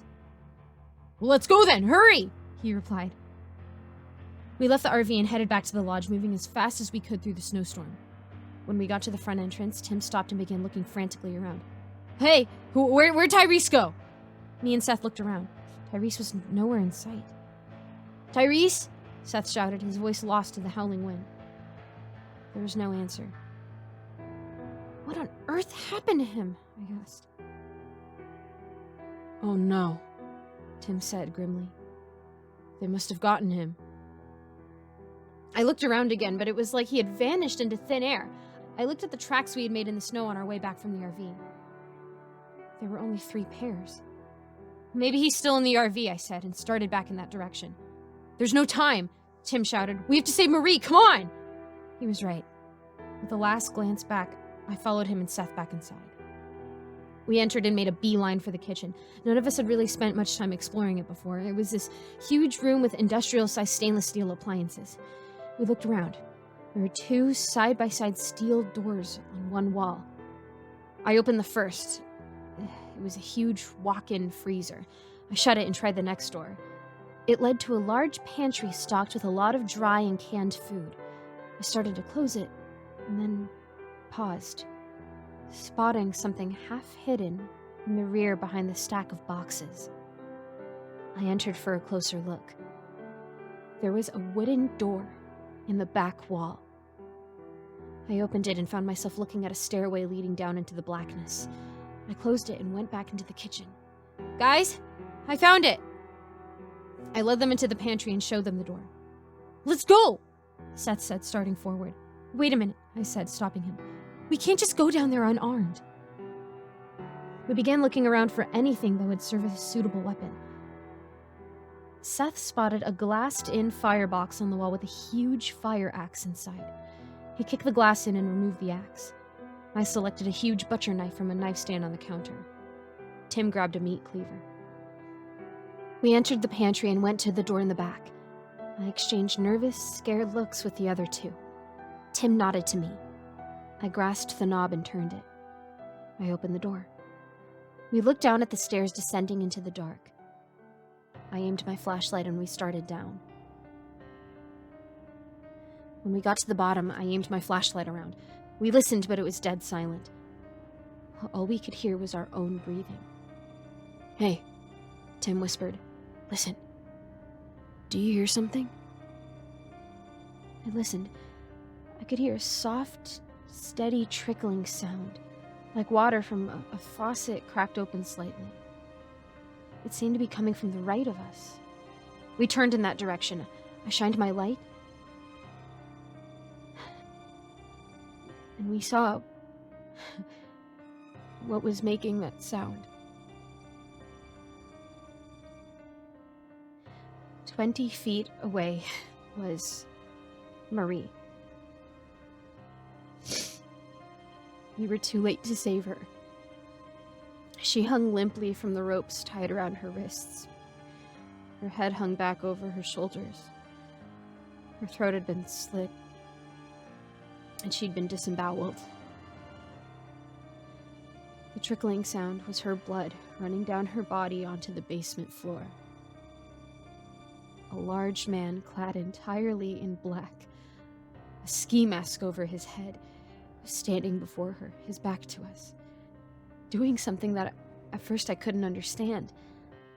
Regardless of what it was disgusting.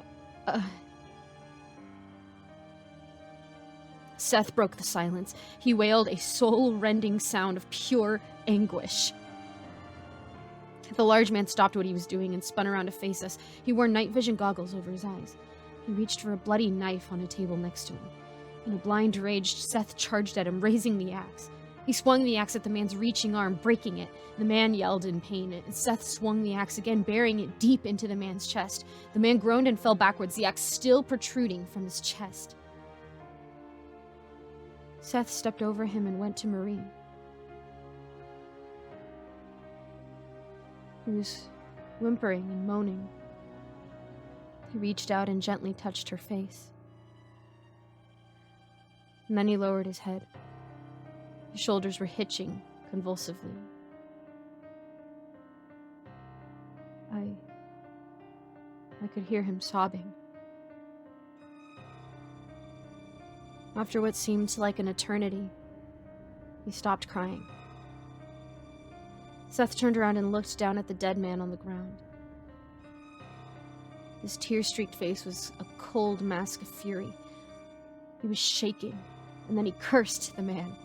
He grabbed the axe and yanked it from his chest. He raised it high above his shoulders to swing down again into Marie's already dead murderer.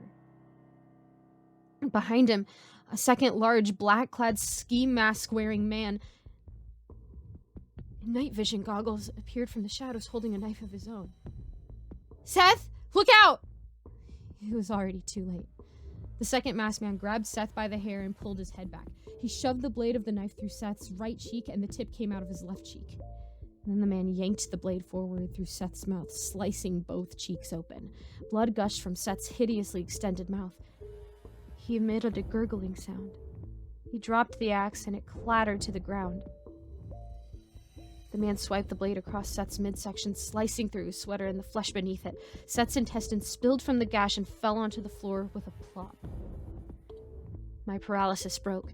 Shrieking, I darted forward, raising the butcher knife in my hands and slammed it into the second masked man's throat, driving it to the hilt. He dropped Seth's corpse and staggered back, reaching for the knife sticking out of his throat, gagging. He crashed to the floor on his back. I stood over him, panting, shocked by what I had just done. Tim came over and put his hands on my shoulders. "It's okay, Cassie," he told me gently. "It's over." "No, it ain't," a deep, gravelly voice said behind us. The voice of the man who had killed Mad. We spun around. A third man, dressed in black and a ski mask, stood between us and the stairway. He held his hunting knife in one hand. I could see he was grinning through the mouth hole of his mask. "You still got me to deal with." He started walking towards us. Tim and I backed away, trapped. Suddenly, a gunshot rang out. The man stopped walking. He fell to his knees, a small, round red hole in the center of the mask over his forehead. He fell on his face, dead. Startled, we looked up. Tyrese was standing on the stairs, aiming a 9mm handgun in the direction of the third man. I was too stunned to even wonder where he had gotten the gun. "Tyrese," I said. "Thank God, we thought you were..."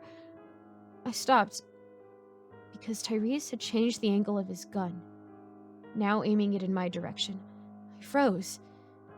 "Tyrese, what are you..." "Cassie," he interrupted. "come over here right now.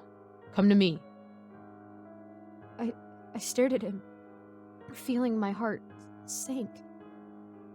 I suddenly remembered that cryptic phone conversation I had seen him having in his room earlier that day. "Come over here to me, Cassie," he repeated. "Oh God," I whispered. "You're one of them, aren't you?" "No, Cassie, it ain't like that. But you got it." Just then I felt someone grab my hair and pull my head back.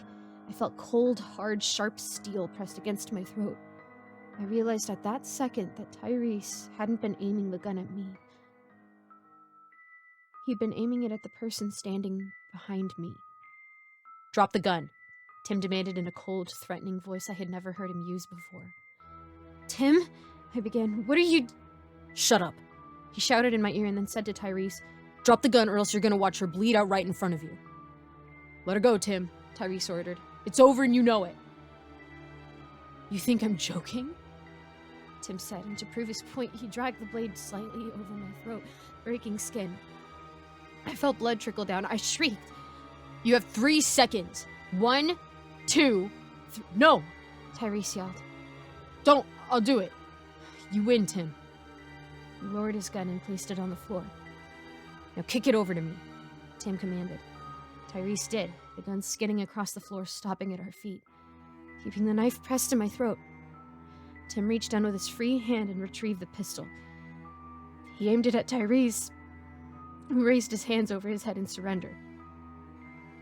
Tyrese's eyes met mine. They were apologetic. "You're sick," Tyrese told him. "and you ain't gonna get away with this." "Look on the bright side, Tyrese," Tim replied. And even though I couldn't see his face, I could tell that he was grinning. For a change, the black guy ain't dying first in this horror movie. He's dying last. And then with a glance at me, Tim shrugged and corrected himself. Well, second to last, anyway. He fired the gun 4 times, shooting Tyrese in the chest. Tyrese was knocked back, sprawling to the ground on his back. He lay there, not moving. He screamed. Tim raised the gun and smashed it down on my head hard. And then everything went black.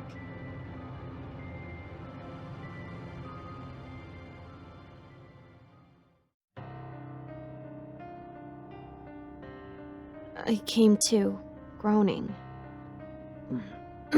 My head hurts. I opened my eyes and then instantly squeezed them shut against the blinding white light that filled them. I opened them again, blinking, and looked up.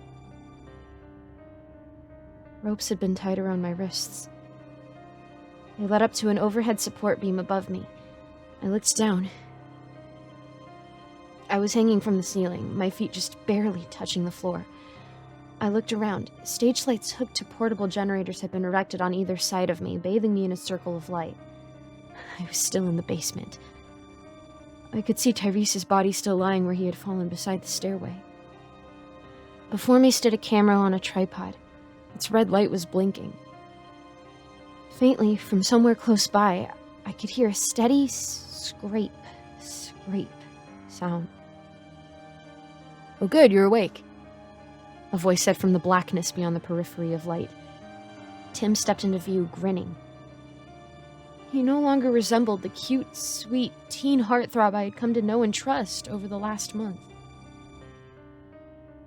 That Tim had been a mask. I was seeing the real Tim that lay hidden beneath. His face was frightening. It was gleeful and maniacal. His eyes were dancing with psychotic excitement. He had a hunting knife in one hand, a sharpening stone in the other. It's your time to shine, Cassie, he told me, and then went back to sharpening his knife. Tim, I said weakly, what's going on? He looked at me. What's going on?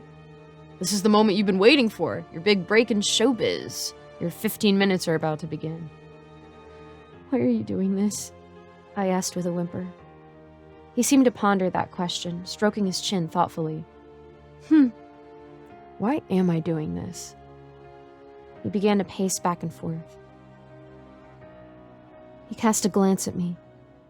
Because Mommy didn't love me and Daddy beat me, he told me and resumed pacing. Because a priest touched me and teachers were mean to me in school. Because I didn't have any friends and girls didn't want to date me. He stopped and turned to face me. His lip was quivering and tears welled in his eyes.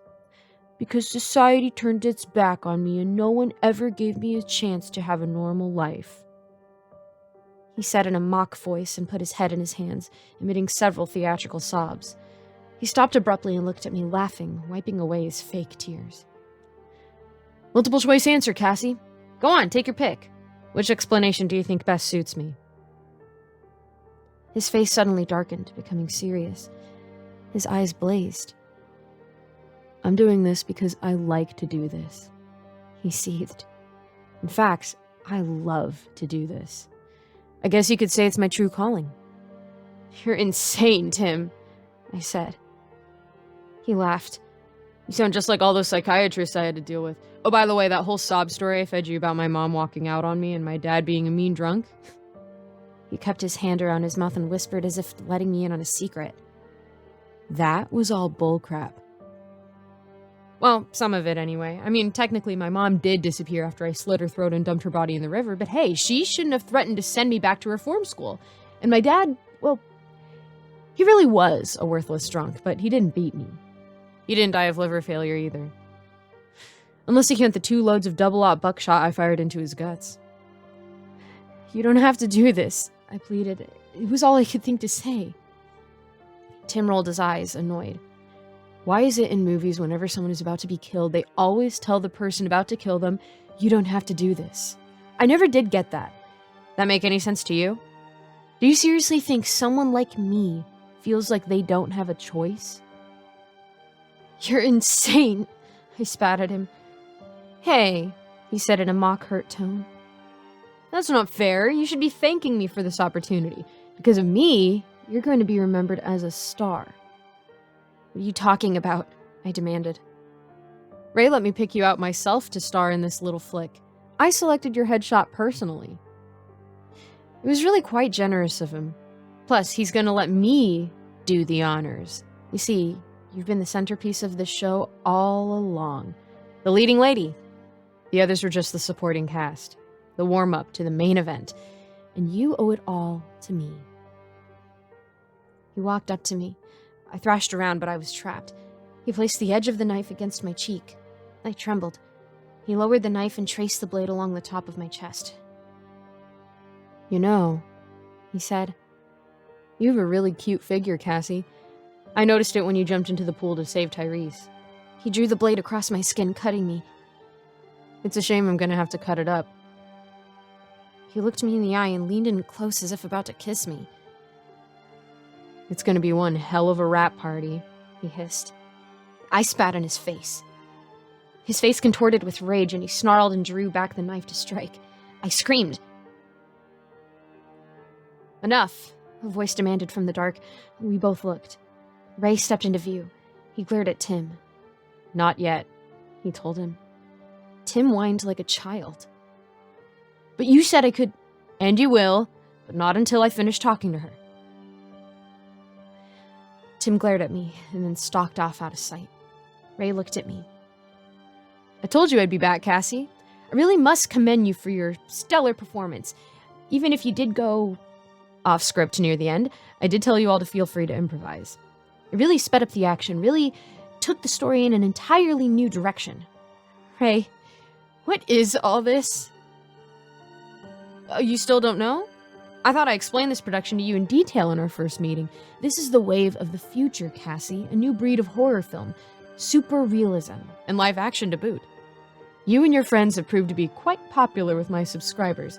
We've had a very successful test market, and that's not even counting the revenue we'll generate from the home video release of the film. Those who lacked the fortitude to subscribe to the live show will be more than willing to pay to watch the action secondhand. Sergey's clients are going nuts for this, and now that we've proven there is an audience for this genre, more films can follow. He smiled his chilling, soulless smile.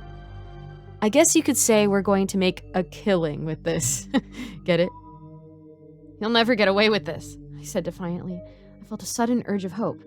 My agent, Maury, he knows I'm involved with this project, but when I don't come back... I already know, Cassie. Another voice spoke. Maury stepped out of the shadows, shoulders sagging. He looked at me, and there was a look of genuine regret on his face.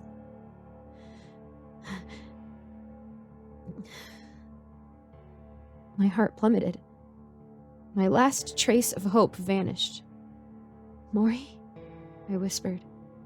You too? He shrugged. All the kids' agents are in on it. Ray's paying us all a ton for you guys. He looked at me apologetically and shrugged. It's nothing personal, Cassie, but I only get paid when you get paid. And 15% of nothing is nothing. I got ends I gotta make meet. You're just gonna leave me here? Maury lowered his head, ashamed. Ray glanced at his Rolex. Well, Cassie, it's been lovely, but it's getting late and my viewers are getting restless for the grand finale. As I say in the biz, ciao. He nodded to Tim, who reappeared brandishing his knife, leering at me. Ready for your close-up? He asked as he advanced on me. I closed my eyes and screamed. All right, everyone freeze, a voice shouted. We all looked.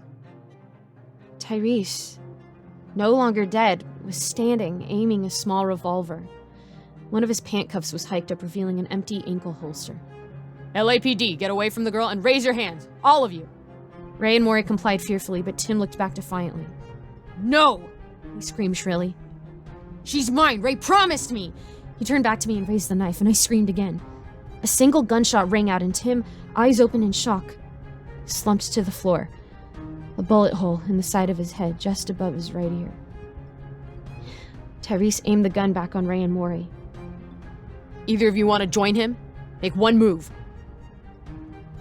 Suddenly, from above, I heard the lodge door burst open and a stampede of many feet thundering across the floor.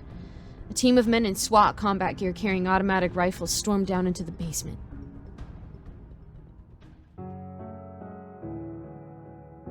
An hour later, after Ray and Maury had been arrested and taken to jail, I sat in the back of an ambulance with a blanket wrapped around me, still shuddering from the ordeal. By then, the blizzard had died and it had stopped snowing. Police cars and ambulances were parked all along the front of the lodge, policemen moving all around as paramedics wheeled body bags out of the lodge. There was a knock at the rear ambulance door and it opened. Tyrese, or more appropriately, Detective Banks, as I learned his name was, popped his head in. "Hey," he said. "Hey," I replied quietly. Mind if I sit with you for a minute? I shrugged. He came in and closed the door. You all right? I think so. They're gonna keep me for a day or two for observation. Well, good. I thought Tim killed you. He tapped his chest, grinning. Good old-fashioned Kevlar. Gotta love it. I'm just lucky little Timmy didn't go for the headshot. That was a chance I had to take.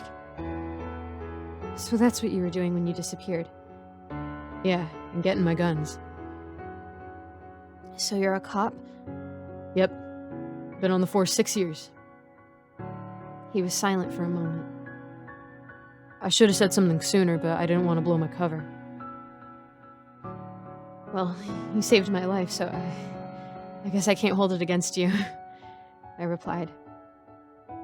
You gonna be okay? I shrugged. Maybe. This whole thing's a lot to deal with. He patted me on the shoulder. They'll take good care of you. I gotta go, but I'll be by to check in on you. He left, closing the door behind him. Not long after, the ambulance started and pulled away from the lodge, driving down the winding road through the mountain beyond.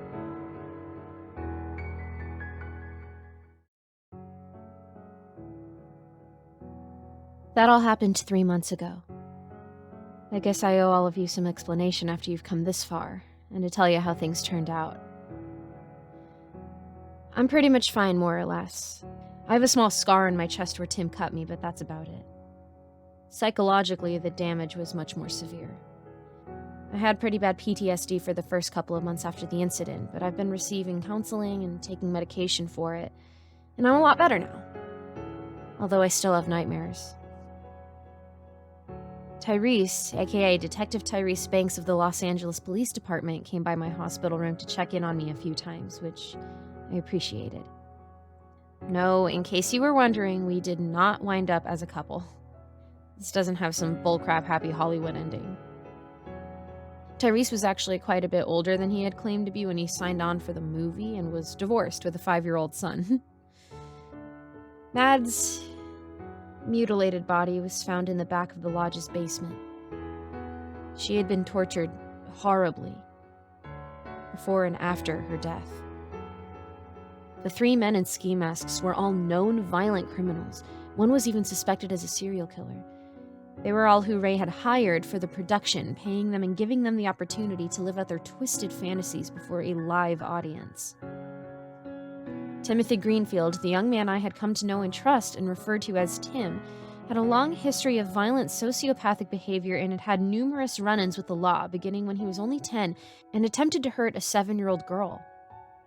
He had spent quite a bit of time in juvenile detention centers throughout the Chicago area for that, along with other crimes such as arson, vandalism, theft, destruction of property, and cruelty to animals. When he was 12, he was arrested for punching a 60-year-old female teacher who had caught him using drugs in the boys' restroom at school, breaking her jaw and leaving her with a concussion. Frustrated with her son's behavior, his mother had been planning to send him to yet another facility for juvenile offenders, but had then suddenly vanished. Tim had told the police that she had had enough, packed her bags, and walked out, abandoning him and his father. They suspected otherwise, but with no body, they couldn't prove anything. Tim's father had turned to alcohol to cope with his wife's disappearance and out-of-control son. 3 years later, when Tim was 15, he had told me he was 18 when his father died. He had shot his father to death with a shotgun he owned, claiming self-defense. He was tried as an adult, but because his father was known to be an alcoholic, the judge had reduced his charges to manslaughter. He was sentenced to a minimum security psychological rehabilitation facility where he remained for 3 years, being released at age 18 after his doctors evaluated him and decided he had made significant improvement and was no longer a threat to society. He moved to Los Angeles and eventually got a job working as a low-level gopher for Ray, running menial errands for him at his studio, eventually working his way up to his personal assistant. At some point, they learned they shared many of the same interests, and Ray had felt he could trust him enough to safely confide in him his dream project, a live-action snuff film. And Tim was all too eager to help him realize that dream. At one point, Ray Hinckley had been a very well thought of and respected film producer, but then 2 of his films had flopped both commercially and critically. That, combined with a costly divorce settlement and Ray's own very expensive gambling problem, had left him and the studio that he founded on the verge of bankruptcy. In desperation, he had turned to other means in order to save both his reputation and career. Both the LAPD and the FBI have been investigating Ray for some time, believing he was involved in an international snuff film ring. They believe he financed at least 4 other snuff films in the last 10 years. They recovered over 200 hours of footage, and while no bodies of the earlier victims have ever been found, they were able to use that footage to identify at least 20 young Hollywood hopefuls who had disappeared during that time, and confirm their deaths. In each case, the setup was the same.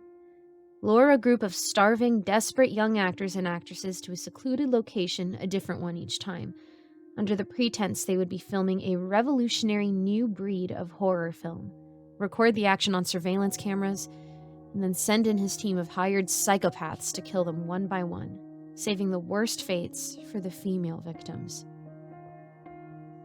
Ray used the profits from his highly illegal side business to pay off his debts, re-establishing his career, and continued to produce legitimate independent films, using the studio both as a front and as a way to scout out new talent for his more clandestine productions. The police went into the lodge director's office looking for the files I had seen, but they had already been removed, either by Ray or Tim, and presumably destroyed. It didn't matter. They found similar files on Ray's home computer, detailed files on all 5 of us, me, Mad, Seth, Marie, and Tyrese, who really had been a gang member before turning his life around and moving to the West Coast to pursue a career not in rap, but in law enforcement, something Ray had not been aware of. Those files included everything from our hometowns, our friends, our families, the schools we had gone to, even popular brand name items we used. Video #31172 wasn't the first snuff film he financed, but it was the first, and the last, live one. Tyrese had been deep undercover as a struggling actor and rap artist for over 2 years in the hope of infiltrating Ray's snuff film racket. The call I had seen him making was to his police contacts. His backup was supposed to have arrived much earlier that evening, but had been slowed down by the snowstorm. Otherwise, there's a good chance Seth and Marie would still be alive. Tyrese had suspected we were all in danger from the start, but had been unable to act in order to save Mad without blowing his cover, having a hunch that one of us was involved in the plot. However, Tim's connection to Ray hadn't been discovered until late in the sting operation. Tyrese had learned of that when he called his contacts. Ray and his associates, the agents representing the 5 of us, were all arrested. Ray never stood a day in court, though. 3 weeks after his arrest, while in federal prison facing capital charges of conspiracy to commit murder, among other things, Ray, in a final act of defiance, decided not to give them that chance, and escaped this world altogether. He never revealed the names of anyone else involved in the conspiracy. Maury and the other agents are still awaiting trial. Not everyone was brought to justice, though. The FBI recovered the laptops and tried to trace them to uncover the identities of Ray's subscribers, but they were too well encrypted even for the Bureau's best hackers to decode, and all the web addresses led to dead ends. Whoever they were, they must have had a lot of money to be able to cover their tracks so well. That's what sickens me the most about all of this. that there could be that many people. 55,632 at least. Out there willing to pay in order to watch 5 innocent people die horribly for their own entertainment. And some, if not most of them, are probably very wealthy, powerful, and influential people. Every time I close my eyes, that number I saw at the bottom of the webcam page flashes before my mind. 55,632 subscribers. It scares me knowing those people are still out there. The FBI suspects the large Russian man Ray introduced to us as Sergey, his distributor, is actually a notorious East Coast gangster, Sergey Vadimov. They showed me pictures of him, and there's no doubt it was the same man. I would recognize those dark, forbidding, dead eyes anywhere. However, there's no evidence at the lodge tying him to Ray. And when agents detained him for questioning, he claimed that he had an alibi for the day we arrived at the lodge. He had been in Minsk, Russia, attending his youngest daughter's wedding, a claim verified by over 400 eyewitnesses. He even had a first-class airline ticket to prove it. Still, I know in my heart it was him up there with us that day. As for me, I probably made out the best, and not just because I was the only one besides Tyrese who came out of this whole mess alive. This may sound horrible, but that whole experience actually worked in my favor. I never got the $100,000 Ray promised me, but a major TV news network paid me a ton of money for a sit-down interview describing my ordeal.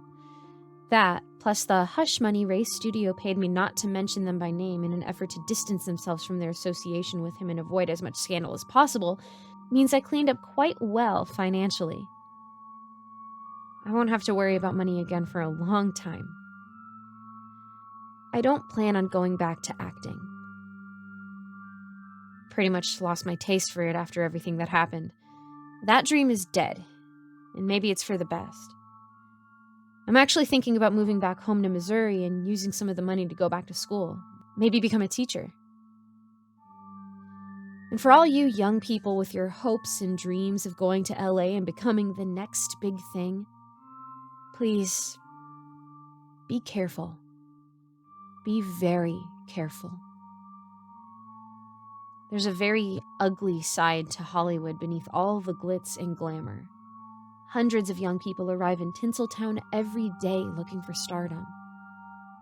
Most of them don't find it. And some of them disappear. And sometimes they disappear forever.